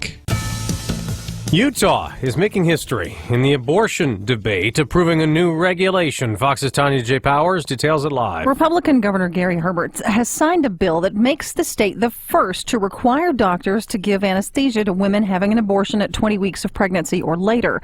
The anesthesia is to minimize any pain the unborn child may or may not feel. Some doctors oppose the idea, though, concerned that the requirement could increase the health risks to women by giving them unnecessary heavy sedation. Last year, Montana got close to passing the same kind of law, but its Democratic governor vetoed it, Dave. Tanya, President Obama in a short while is going to go to Georgia. At the National Prescription Drug Abuse and Heroin Summit in Atlanta, the president will build on his proposal for $1.1 billion in new funding to help every American with an opioid use disorder. The new actions include expanding access for tens of thousands of people requiring treatment, releasing $94 million in new funding for 271 community health centers. That's Fox's John Decker. The White House, Campbell's, is canning something they put in their soup cans. Have you had your soup today? Campbell's, of course. By the middle of next year, Campbell's will stop using BPA in its cans for soups, gravies, Swanson broth, and SpaghettiOs in an effort to reassure people who are worried that the chemical may be harmful to their health. The Food and Drug Administration maintains that BPA is safe at the current levels used in food, but the chemical exhibits hormone-like properties that raise some concerns about using it in food containers. The company says it still believes BPA is safe, but began looking for alternatives in 2012. Lisa Lacera, Fox News. Americans are a little more optimistic about the economy. A private gauge of consumer confidence rose slightly from last month. On Wall Street, the Dow's down 40, but the Nasdaq's up 8. I'm Dave Anthony, Fox News Radio.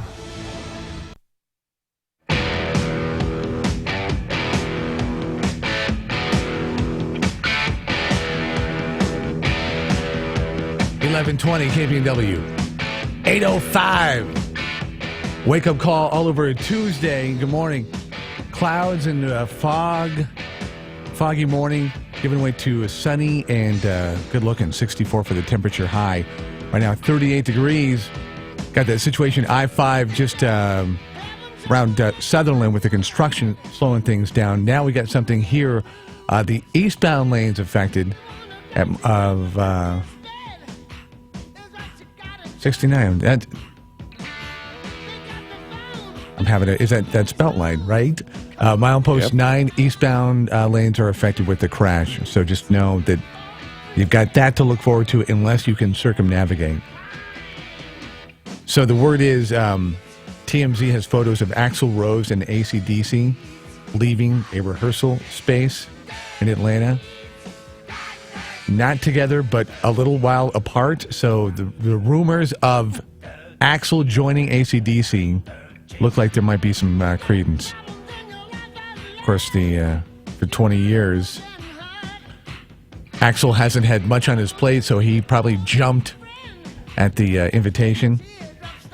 I don't know how I feel about that. What happened to What happened to the guy that was the singer lead singer before him? Was it Brian Johnson? Yeah, that's his name. He had some hearing issues.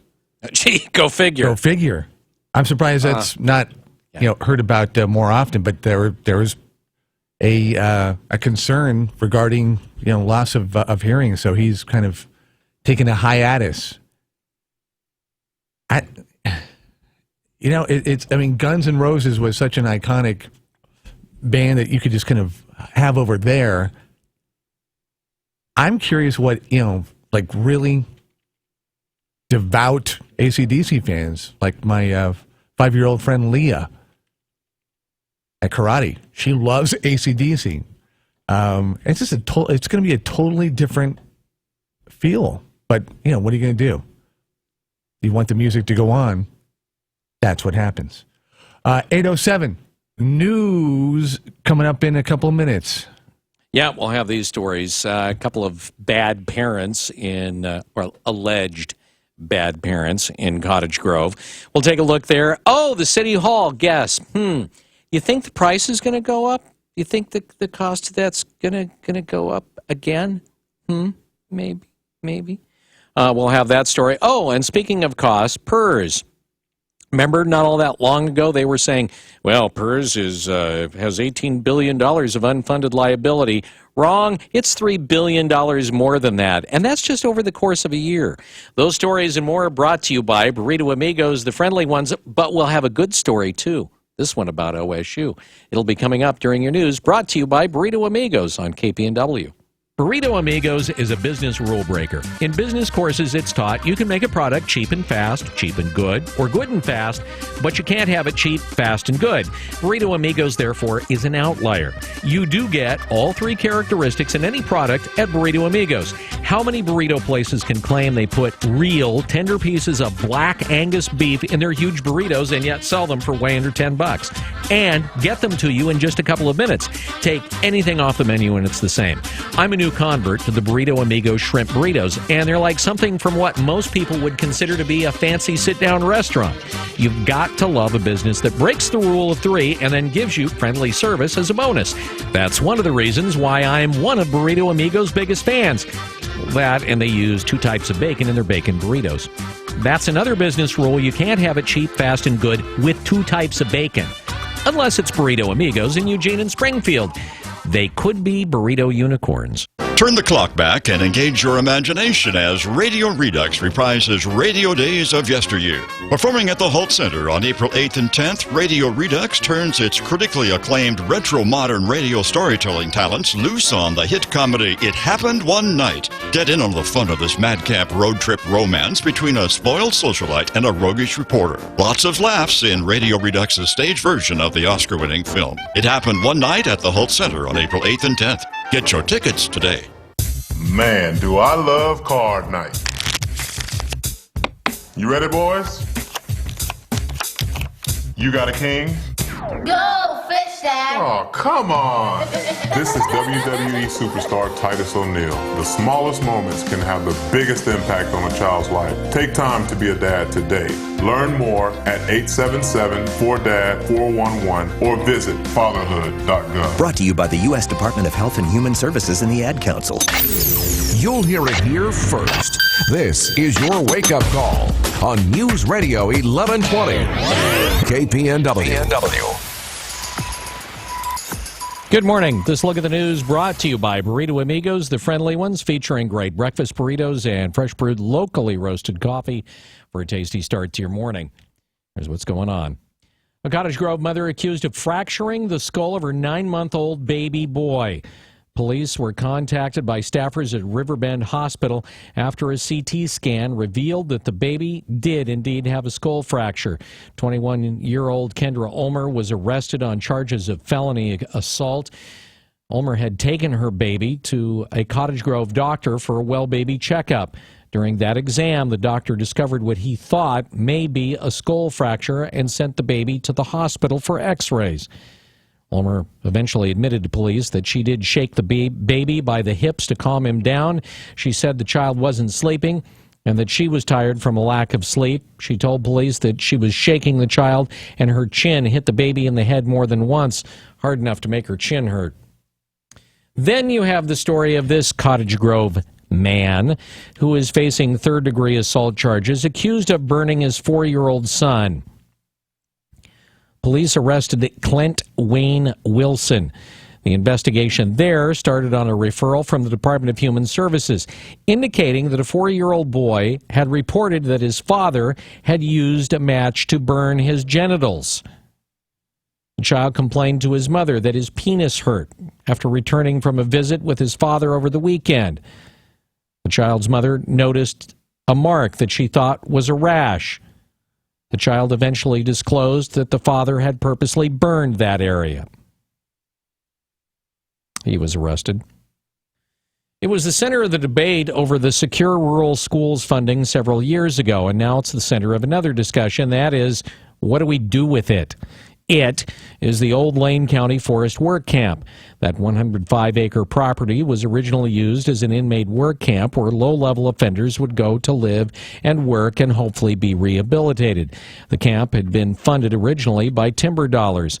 Later, after environmentalists were successful in destroying the timber-based economy, the camp's operating funds came from SRS payments, which over the years, dried up. As the money ran out, money was moved to other areas. The camp was shut.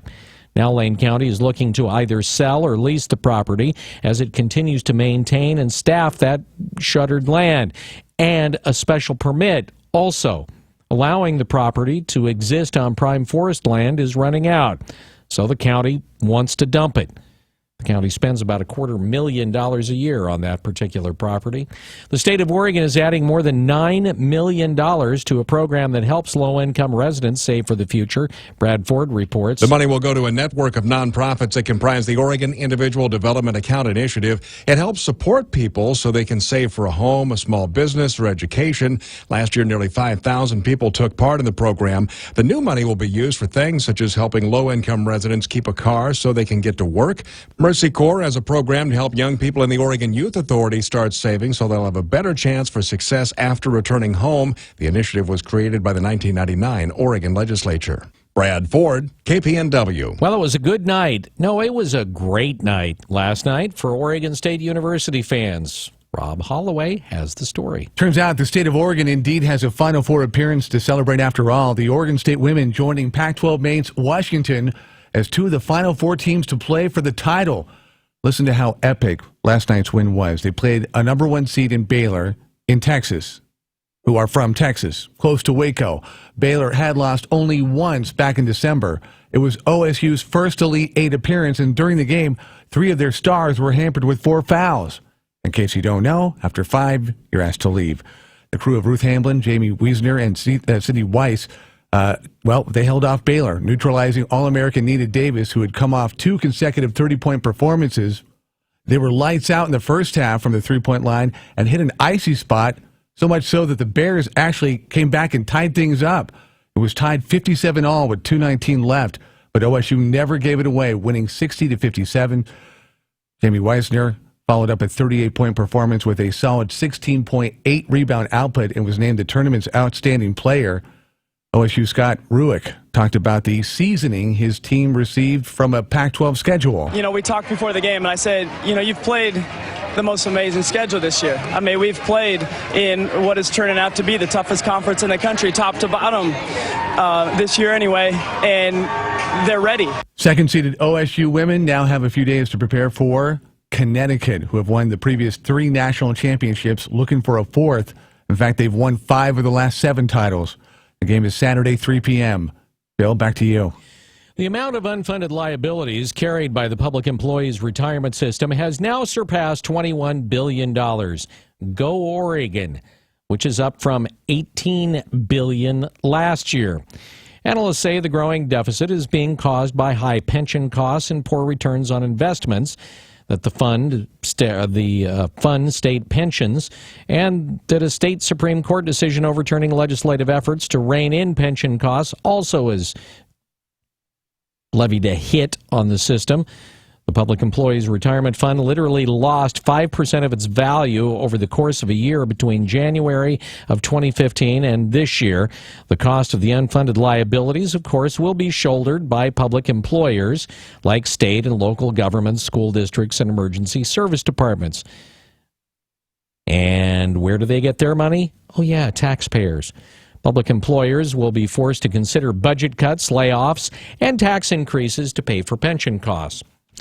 Officials with the Oregon DEQ say they hired an outside public relations firm with your tax dollars to help them in the short term deal with the bad fallout of the toxic air situation in Portland. The DEQ paid $50,000 to Art Public Affairs in Portland for a short 1-month contract to help guide their public response to the news that came out of toxic air levels near glass manufacturers. Jennifer Flint with the DEQ says they had trouble relaying the information that they had collected from air monitoring stations, and the outside PR help ultimately helped the public. Actually, they helped spin the public. Don't forget, the DEQ caught flack for actually covering up the reports of dangerous levels of heavy metals in neighborhoods next to residential areas for months. The owners of a charter fishing boat operation in Depot Bay are out of business after pleading guilty to felony racketeering. Brad Ford has that story. The owners of Tradewinds pleaded guilty for telling clients they were buying one-day fishing licenses, but instead pocketed the money. Instead of issuing a fishing license, they just issued them the counter receipt, but did not actually purchase a fishing license from the Department of Fish and Wildlife. Oregon State Police Lieutenant Bill Fugate says that as part of the agreement, they'll sell their business. The Lincoln County Circuit Court ordered that they sell their business to an independent third party and they are not allowed to own a charter company in the future. They'll pay $45,000 restitution to Oregon Fish and Wildlife, $48,000 to state police for the cost of the investigation, and $16.75 to each customer who bought licenses that weren't issued between April of 2012 and March of 2015. Brad Ford, KPNW. Authorities say a 39-year-old man shot and wounded by Lynn County Sheriff's deputies after he fired at them during a pursuit in a stolen pickup truck remains in critical condition. Brian Eller remains hospitalized. Deputies and a passenger in the truck, who was identified as 35-year-old Kimberly Eller, were all uninjured. Deputies tried to make contact with the Ellers on Friday as part of an ongoing investigation when they fled in the stolen pickup and led police on a chase. The Lynn County Sheriff's Office says the truck went off the road and into a field where both suspects tried to run away. Brian Eller turned and fired at deputies. They returned fire. The deputies who shot the suspect have been identified as Ryan Keys and Kenneth Pyle. Eugene officials say the cost for a planned city hall is going to increase yet again because of an updated design that'll make the building better able to withstand a major earthquake. Officials have yet to reveal the new price tag for the 4-story building previously authorized by the city council to cost taxpayers no more than $17.85 million. That's all. City spokeswoman Jan Bowman says the council will have to approve any changes to the budget, and that's when the actual information will be made available to the public. The design change has also delayed the start of construction. City officials now say it'll start in late summer or early fall, 9 months later than previously estimated. The new building, described by city officials and its architects as Eugene Civic Heart, isn't that nice and warm and fuzzy and worth over $18 million, will be built on the southwest portion of a block that held the former City Hall until it was razed a year ago. 2 Central Oregon animal shelters are saving about 30 dogs from a dog meat farm in South Korea. Brad Ford has those details. The Brightside Animal Center and the Humane Society of Central Oregon are accepting 28 dogs out of 250 that were rescued from the farm. We actually have 17 of them in our shelter right now. Lynn Ochita with the Humane Society says there are breeds like Labradors, Mastiff mixes, and Elkhounds ranging in age from 4 months to 2 years. After evaluation and medical treatment, some could be available for adoption in a couple of weeks. We are hoping to give these guys an opportunity literally at life. The dogs are being kept in deplorable conditions, which is why the owner gave them up to the Humane Society of the U.S. They flew the dogs to San Francisco over the weekend, then to shelters across the country for rehabilitation and adoption. I'm Brad Ford, KPNW. Well, the staff at the Salem Health Birth Center decided to pull off an impromptu wedding when an expectant mom came in. Her water had broke, but she wasn't yet in labor. Nurse Terry McCarroll says they learned it was supposed to be the couple's wedding day. It would be fun if we could arrange for her to actually get married, and everyone just got excited, and it only took about an hour and a half, and everything started to come together. They got chaplain Ken Morris to perform the ceremony, and Shane and Deborah Calendret were married. I think it was absolutely amazing and a beautiful and wonderful thing that they did for me and my husband. They were able to wait for the rest of the time for the birth of their baby as a married couple. This look at the news brought to you by Burrito Amigos, the friendly ones. You're up to date from KPNW. Wake Up Call Sports on News Radio 1120 KPNW. So it bears repeating, OSU women headed to their first Final Four ever, taking down a #1 seed in powerhouse Baylor, 60-57. Oregon Duck women's basketball team still playing in the WNIT. They downed the UTEP Miners 71-67 after being down 18 at one point in the game. Lexi Peterson led the Ducks with 16. Maite Cazorla, 14 points, 8 assists. It was UTEP's first loss of the season at home. Now Oregon moves on to play South Dakota in the Final Four in Vermillion, South Dakota. And it's the Final Four in the WNIT. Game tomorrow, 5 p.m. our time. Win came the same day that we found out that injured Jillian Aline was a third-team All-American. Go Jill. So the OSU women are ship-shape, to say the least, with head coach Scott Ruick at the helm. So too, it appears, will the men be with Wayne Tinkle. He's agreed verbally to a 2-year extension despite being interviewed for the Stanford coaching gig. He's still got 4 years on his current deal. OSU men experienced their first NC2A tournament appearance in 26 seasons, and they were a 7 seed too. I think Dad wouldn't leave probably for the next 3 seasons, I'm guessing, with his kid Trace, currently a freshman. Right? Oregon football team starts spring practices today. A lot of questions loom after last year, one of the biggest. What is a Brady Hoke defense going to look like, and how will it improve from their 115th ranking in all of FBS? You'll get a chance to watch and see any and all improvements. Spring game happens April 30th at Autzen. Wake Up Call Sports on KPNW, brought to you by Max Muscle, the authority in sports nutrition since 1991, across Franklin for Market of Choice in Eugene. News time,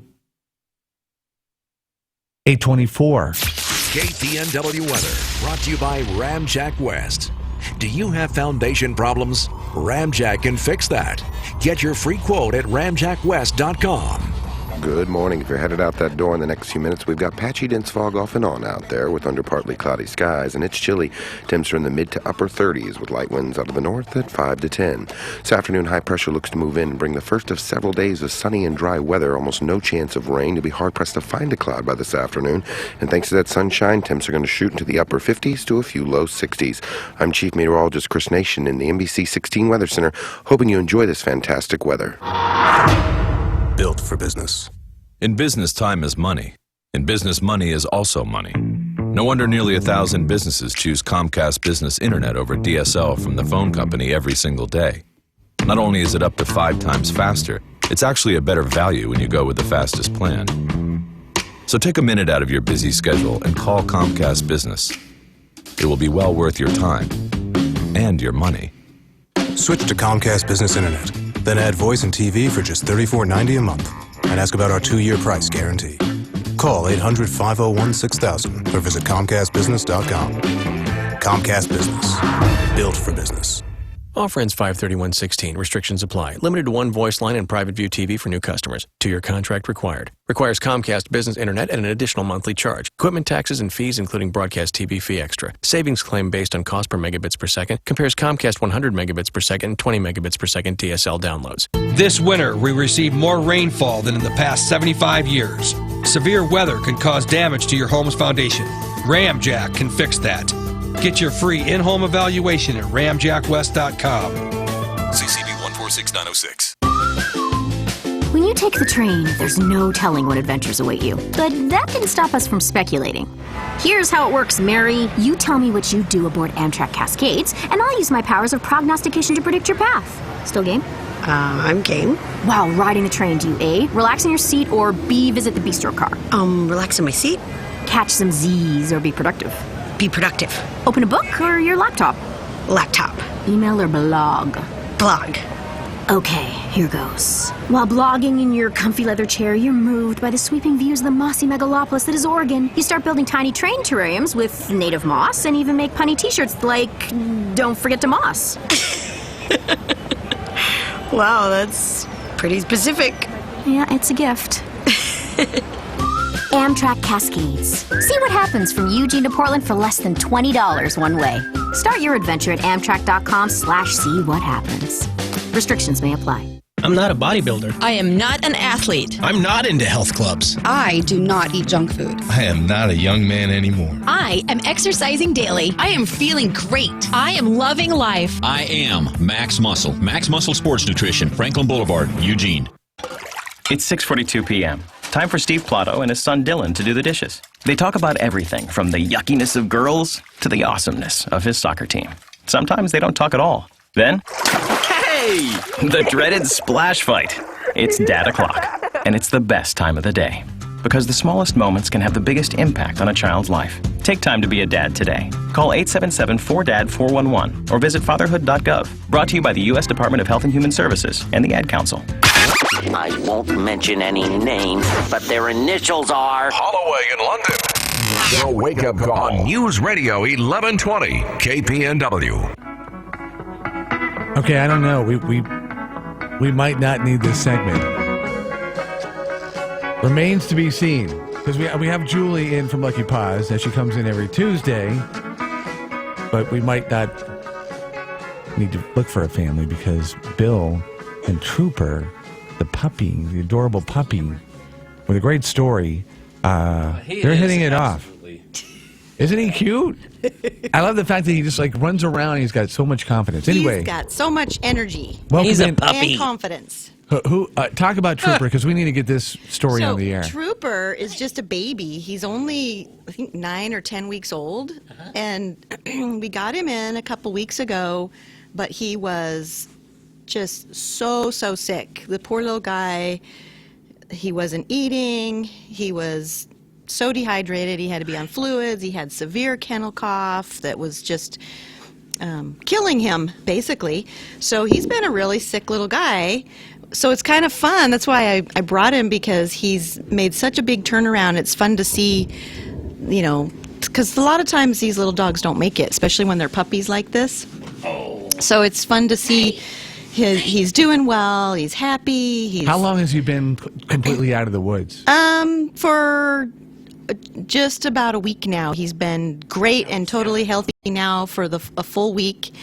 And our vet's like, you know, once they, the layman's terms, once they have a normal poop and we go a week where it's all good, then we're out of the woods. So he's finally there, and he's ready for adoption. And as you can see, he's feeling great. Oodles of confidence. Yes. And he just runs around like he owns a place. He owns everything. When we walked in, he saw his reflection, and he had to bark and fight with it. Oh, don't lick my mic. He took himself down. He took himself down. He has, yeah. He's an alpha in It's training. always those tough little dogs. They're the fighters. But so I don't know what he is. He's black and white. He looks like maybe he's got Spaniel or Papillon or Pomeranian hair. He's just kind of a mix of all kinds of things. If you're checking out the stream, you get a good, good shot. He's just got the puppy. cutest He's adorable. personality. My daughter does not want to let this one go. Oh, I don't blame her. Because we've had him through the sick time and now like this, and she sat and held him the whole time. So he came, you said off the air, he came close to meeting his demise. He did, sadly. We're real quick to get him in the vet when that's the case. We've got such a great foster home network, and he went into a foster home the day he came in, and they were real quick to let us know he wasn't eating and wasn't feeling well, and so we got him into the vet right away and got him all taken care of. Well, he's lucky. Yeah. Where did he come up? Was he like a This Reading? little guy came from Bakersfield on the rest. So I don't know if everybody knows, in our community we have this big bus that this man used his own money to fix up this bus. Is this our friend from the furniture place? It's another place. Mark at Edgewater, he gets the dogs and he does the same thing. But now there's another one, and it's called Rescue Express, and it is a full-size bus that he takes down all the way to Southern California and picks up dogs all the way along I-5, all the way back. Well, now we have to have him on, because he sounds pretty cool too. Right? Wow. So they brought this little guy to us. Bakersfield. And rescued from California. He came from Bakersfield. So I have family in Bakersfield. It's kind of funny, because where we get most of our dogs, we have ties there as well. Right. And people who help us out. And Bakersfield is a really, really bad area. I mean, we don't see stray dogs here. There's strays all over Bakersfield. Dogs live on the streets out there. It's crazy. In California, in a big city. In America. It makes no sense. Yeah. Particularly him. I know. This little guy?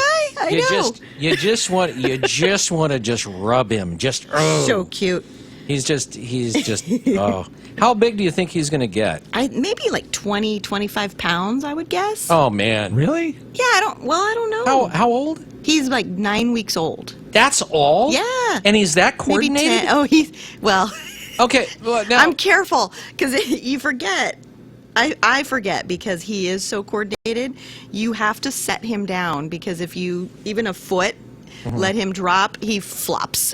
So he is still a baby, but it's hard to remember that, because he is very coordinated. He's really incredibly agile. You get on the floor with him, and he's just like a little rocket. Gosh, he is so cute. Oh, He's got. Why did you bring him in? Daniel face. I know. Like I said, we might not need this segment. Oh, he's so cute.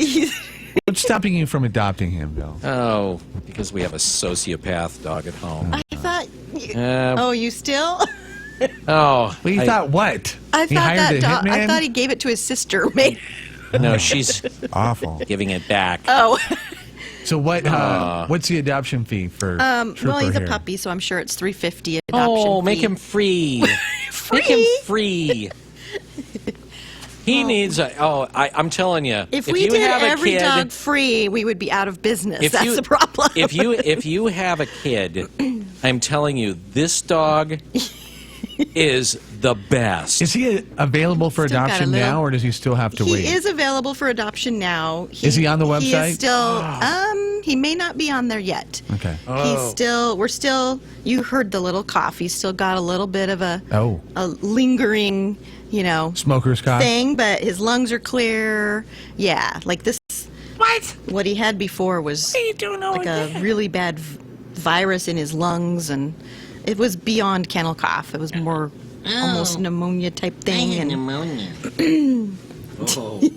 Oh, I do. I like him a lot. I have to take a picture of him for He's so cute. our website. This is, Sid. Such an adorable little puppy, but he does need somebody who can obviously, keep that attitude down. Oh, I love his attitude. Well, he's a baby, but this is love his those attitude. little chihuahuas my that gosh. snap at people when you walk by. He's a snapper? No, but that's how it starts. Is that real dominant type of he'll bark at everything. Right now he's just curious, but what you don't want to have happen is for that curiosity and everything to become fear, where he's going to bark and be afraid of everything, or I can't imagine him being afraid he wants of your anything. camera. I can't imagine him being afraid of anything. He's a tough little guy. He's just so He's tough. So his problem gregarious. is he runs straight in without thinking, and he's going to get himself in trouble that way. He ran right up to Andre, the big giant dog that I brought, the giant dog, and was in his face barking at him. There's his picture. He wants to know what's going on. So He brings the curious. house down. He does. Oh, he does. What That's a what- great. Just You got to, because you got complaints last week. You didn't bring dogs to the other side of the radio station. I heard. I know. So you need to bring him down there and let him do his magic. I'll take him down there. He will be adopted before you take off. Yeah. So, and that dog, speaking of her, the what was her name? The lab that I brought in last week. She Faith. So she still needs a loving family. she needs a loving family. We have a lot of people who want her. We still have her, and we're still making sure that she's okay. All of a sudden, a big growth suddenly just came on her face, and so she's being checked out for that. And the vet's like, it could be a spider bite. I mean, it was a really odd thing, just all of a sudden, Like a out of the cyst. blue. Yeah. So. Yeah, That's not good. Yep, this poor dog. I mean, she's been through it all. This poor dog, though. This I mean, little guy. I'm a survivor. Thank you. Yes. Let's play. He's ready to go. Was the one-eyed dog adopted from Yes. 2 weeks ago? The one-eyed, yes. Okay. The husky. Was he a husky? Nah, Or he was no, like shepherd. a Malinois, wasn't he? Yeah, the Malinois Yeah. shepherd type dog. Yes, that one was adopted. All right, so now we got to find a really good home. This little guy needs a good home. In fact, we might need to see. He's tough. We'll do the background check. So cool. Yes, I know. Hopefully, you had a chance to see this dog on the stream. If not, I'll post a picture because I got a pretty good picture of little Trooper. He's a fun little dog because when they're sick, it's like, okay, I'll take him in and take care of him, but he's fun to have around. I don't want him to leave the studio. I know. I don't either. He's so much fun. He's so, and we'll go up to anybody and just go, hey, want to Yeah. play?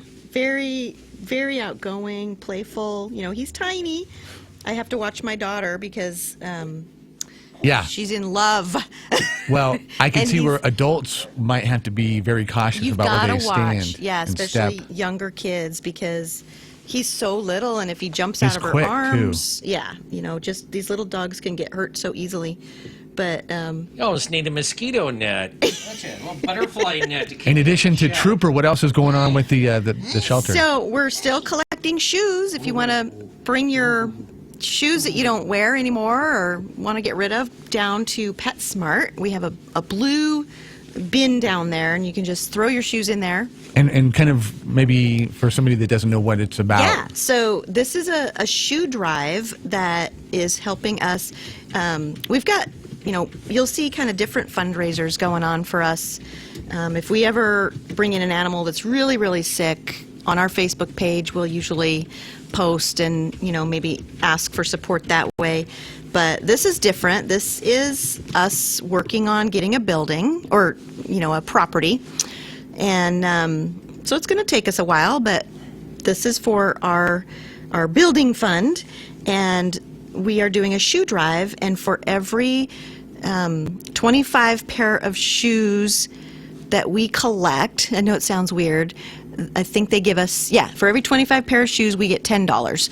So we can earn up to $1,000. They'll, that's a lot of shoes, but it's one way. For one, shoes don't biodegrade in the landfill. We don't. They've got to be shoes that people can wear, because these shoes actually go to other people, children, adults, that need them for work, so that they can work if they can't afford shoes, that kind of a thing. And that goes through how long? Well, it was going through April 16th. I believe that it's extended another week after that. So we're trying to push it to. So next couple of weeks. Yeah. So the get next down couple there. of weeks, we're gonna try to hit heavy and get as many shoes as we can to help go towards our building fund, and it all helps the animals.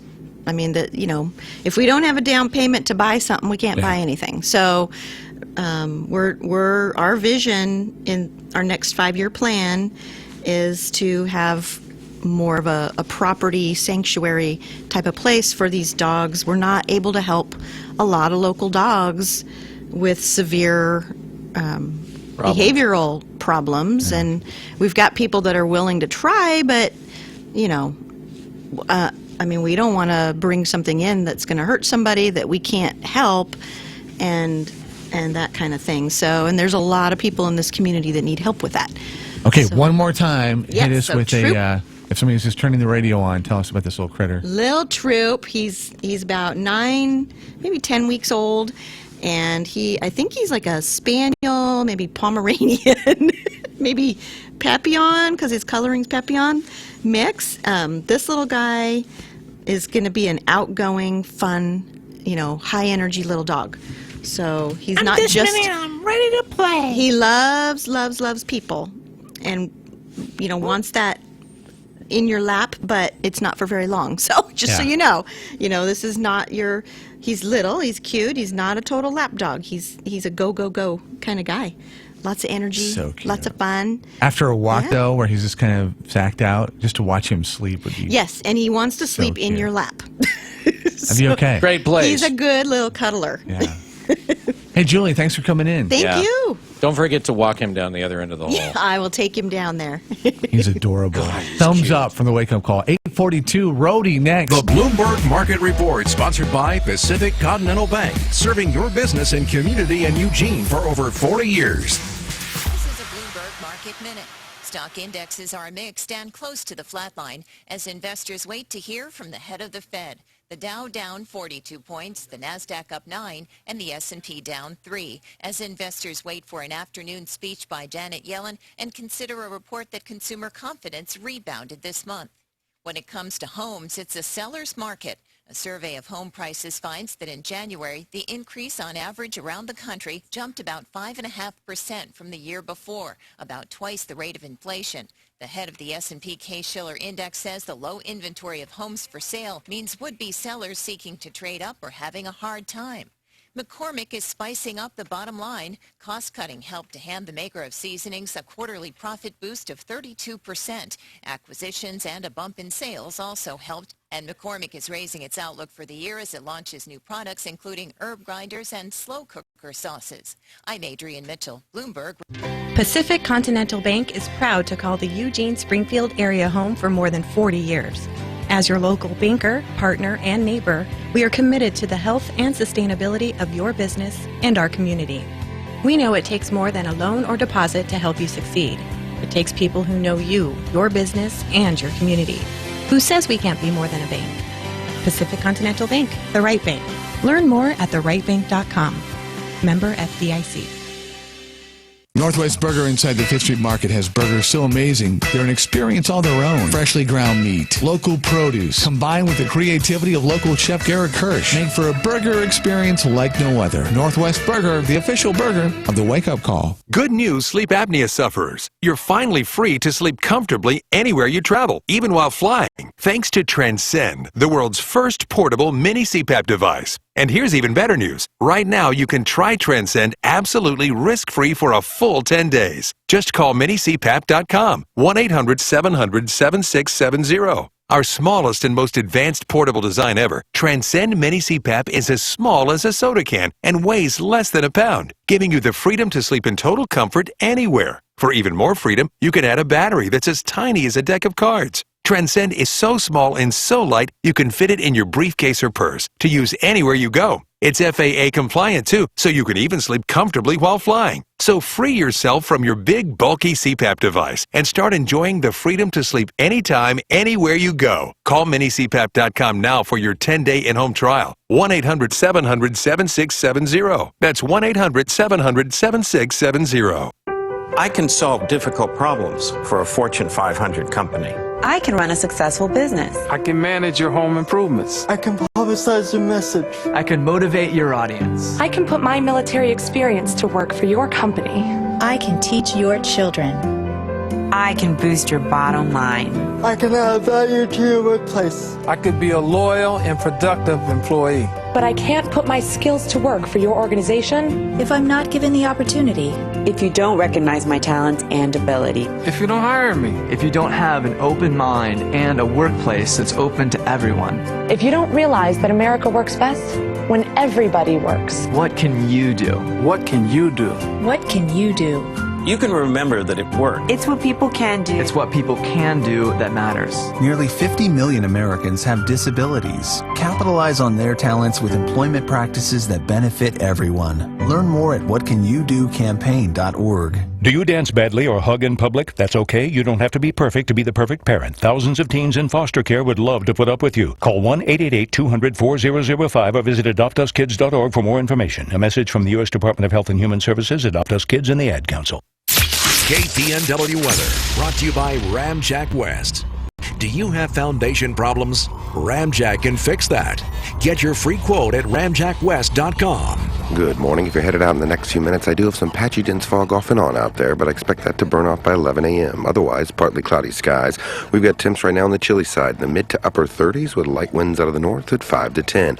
But a huge ridge of high pressure looks to move in over the next couple of hours, and that'll make this afternoon the first of several days of sunny, warm weather. And best news of all, almost no chance of rain. We're going to see this pattern stick around all the way through Friday before the next storm systems arrive for the weekend. Now, highs this afternoon, thanks to that sunshine, should be in the upper 50s to a few low 60s, and the winds will stay light out of the north by northeast at 5 to 10.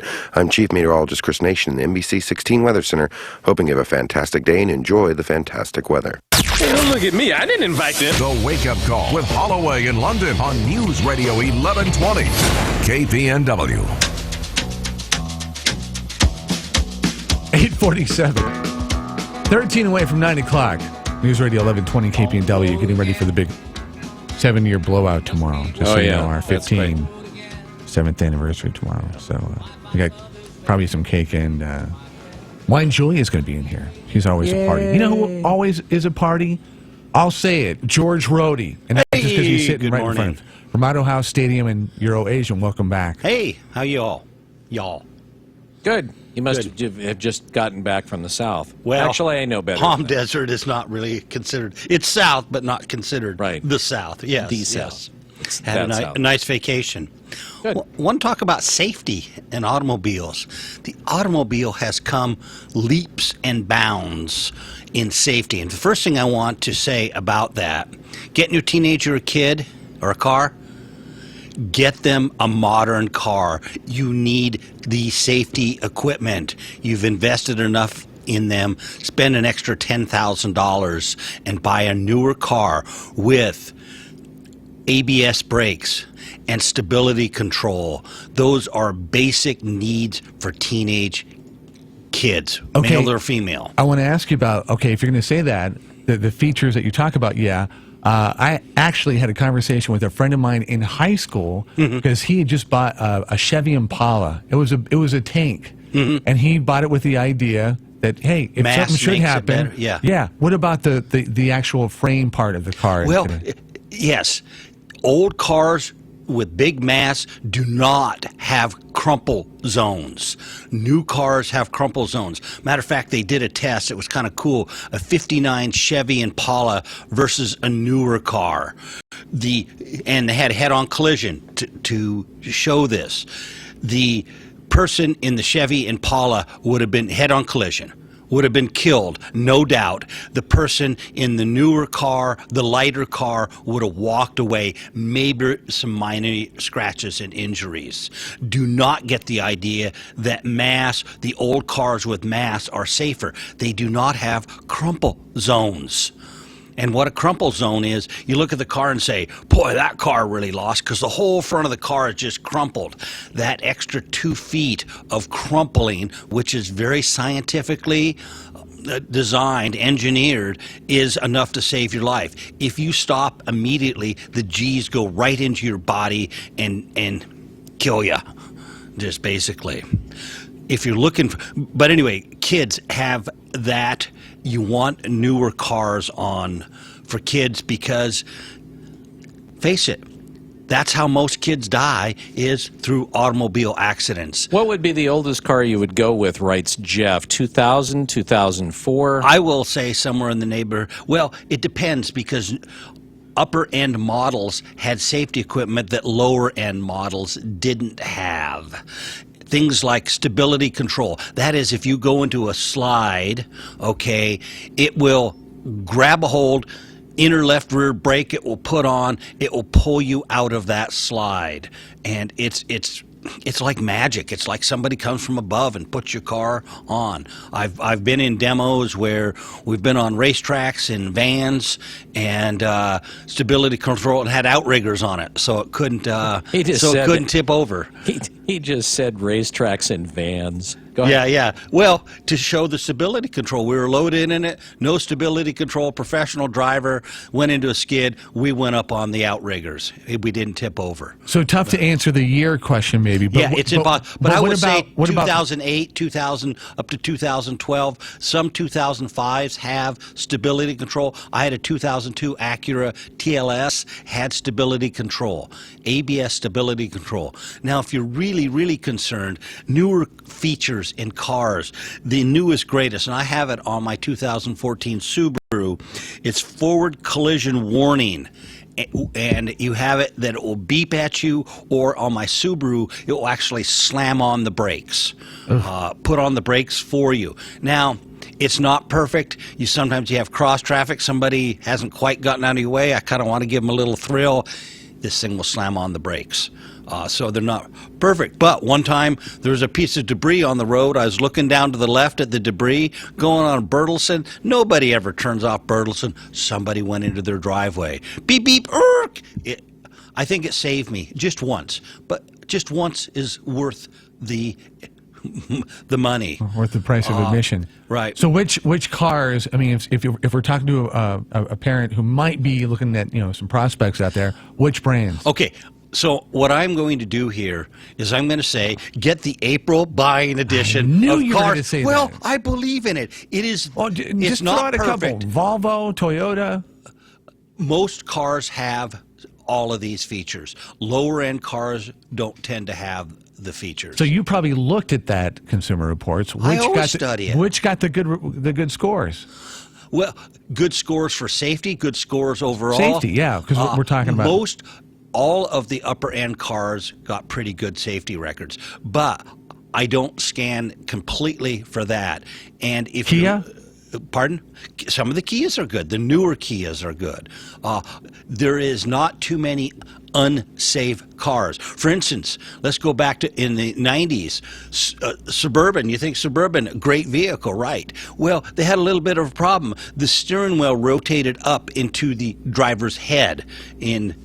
I hate it when that happens. Yeah, it's really destructive. You're driving along, and the next thing you know, your vehicle is slamming you in the head with a steering wheel. Yeah. It's like, come on. So, anyway, by the way, I am an advocate of Consumer Report. It has incredible amounts of... Do you have stock in them? They don't have stock. Though, do I donate to their cause? Yes, they're a nonprofit. I do donate because I believe so much. Their automobile just came out, and I'm going to go as far as say, if you buy a new car or any car without checking the reviews... Wait, do it in your radio voice. Without doing so we can play it reviews. for a commercial. Come on, ready? All right, George Rohde, and take one, go. If you don't use Consumer Report for your next car purchase, there's something wrong with you. Well, that's a slogan right there. Yeah. If you don't, there's something wrong with you. I mean, we had one customer. It was incredible. They wanted to buy a cute car, and it is a cute car. This cute car happens to be at the bottom of the list for reliability. What is it? I'm not going to slam anything on air. I'm not asking you to slam it. We're just saying what was on the bottom of the list. An Italian car. That's as far as I'm going. The Fiat? I'm not saying. So the Fiat. Yeah. There are a lot of those things driving around. They're really I've seen a cute lot and of they're them. fun, and you can tow them behind your motorhome. They have some positives, but if you want can tow 'em reliability, behind your bicycle. Yeah, there you go. But if you want reliability, don't get one. That's what Consumer Report says. That I agree with. Another safety feature, really good idea. Backup cameras. By the way, by 2018, they're going to be mandatory in all new cars. In cars, too? In cars, yes. You know, going back to ABS brakes, I remember many, many years ago, they required them on trucks, the big 18-wheelers. They said, that's the most stupid thing, the truckers know how to do it. ABS brakes are incredible. Those, you can't lock up the brakes. You went from cams to, are we another safety moving on? device. Oh, okay. Yeah, another All right. safety Sorry, device. I'll keep up. ABS brakes. What's wrong with you, Rob? And by the way, ABS brakes were back in the 90s on high-end cars. Now they're on every car out there. Stability control, I think it's just about on every new car. Great safety features. They work wonderfully. They can save your life. I remember the old MGB commercial many, many years ago. It says, we have safety equipment built into it, and it shows it, going through a bunch of pyramids and avoiding the accident. The best accident to get into is not get into an accident with good handling and safety controls. Like that. Yes. The best okay, I'll have to write that down. Yeah, and the newer stuff in cars, it is magic. If you can imagine forward-looking radar that lets you know if you're approaching too quick. Starts with a warning, and then we'll put on the brakes. You go into a slide, it will predict that you're going into the slide, apply the brakes properly.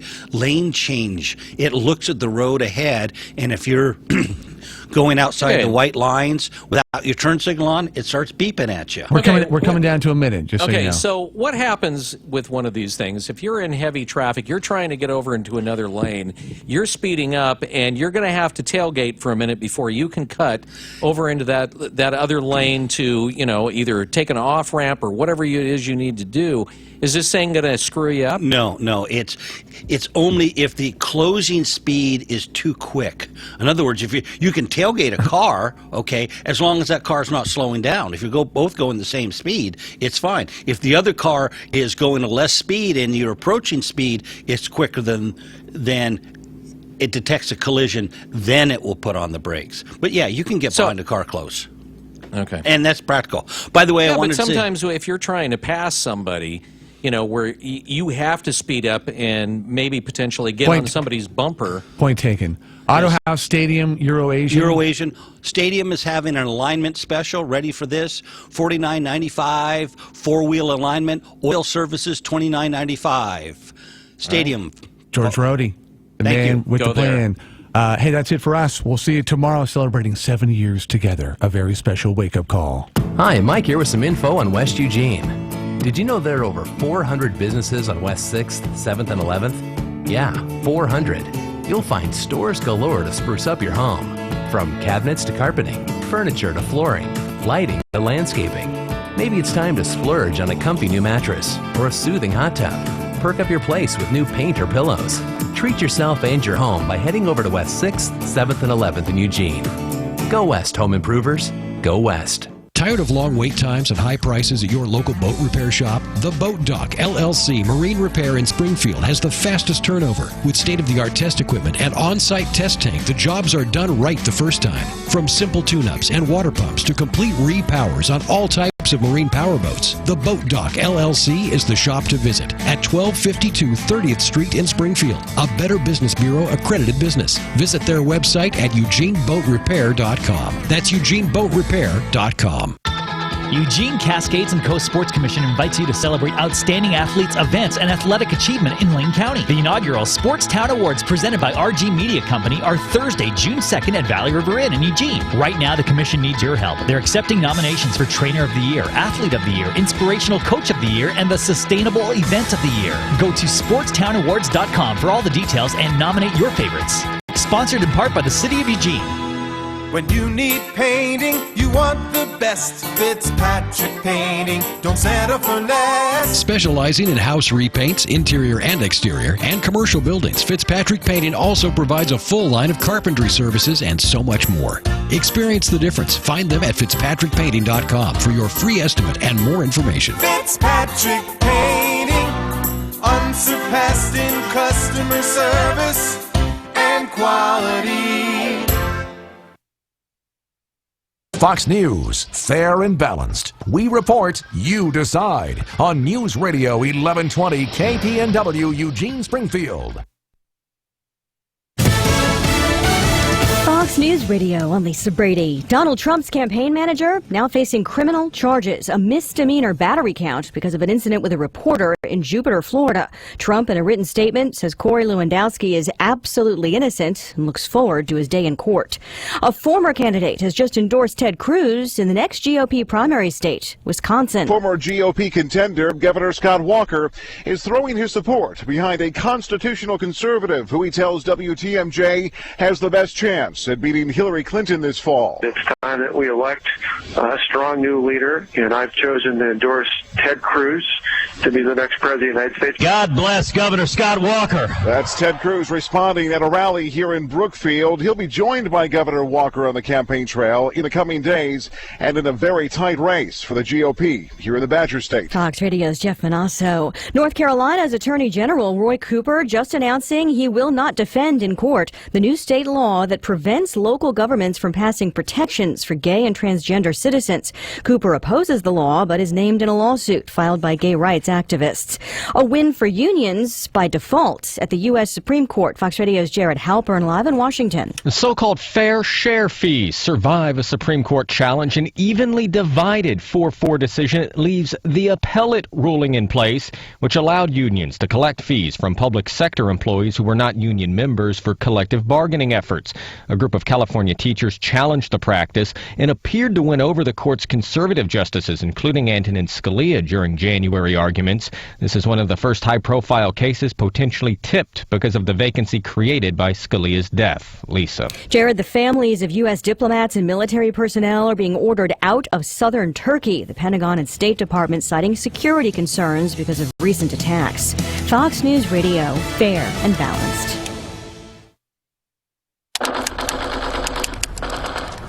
Chris, can you put the video game controller down for a second? I can talk and play. Oh, I'm totally annihilating this punk kid in Nebraska. I just feel like you're not acting like a grown-up in our relationship. Am too.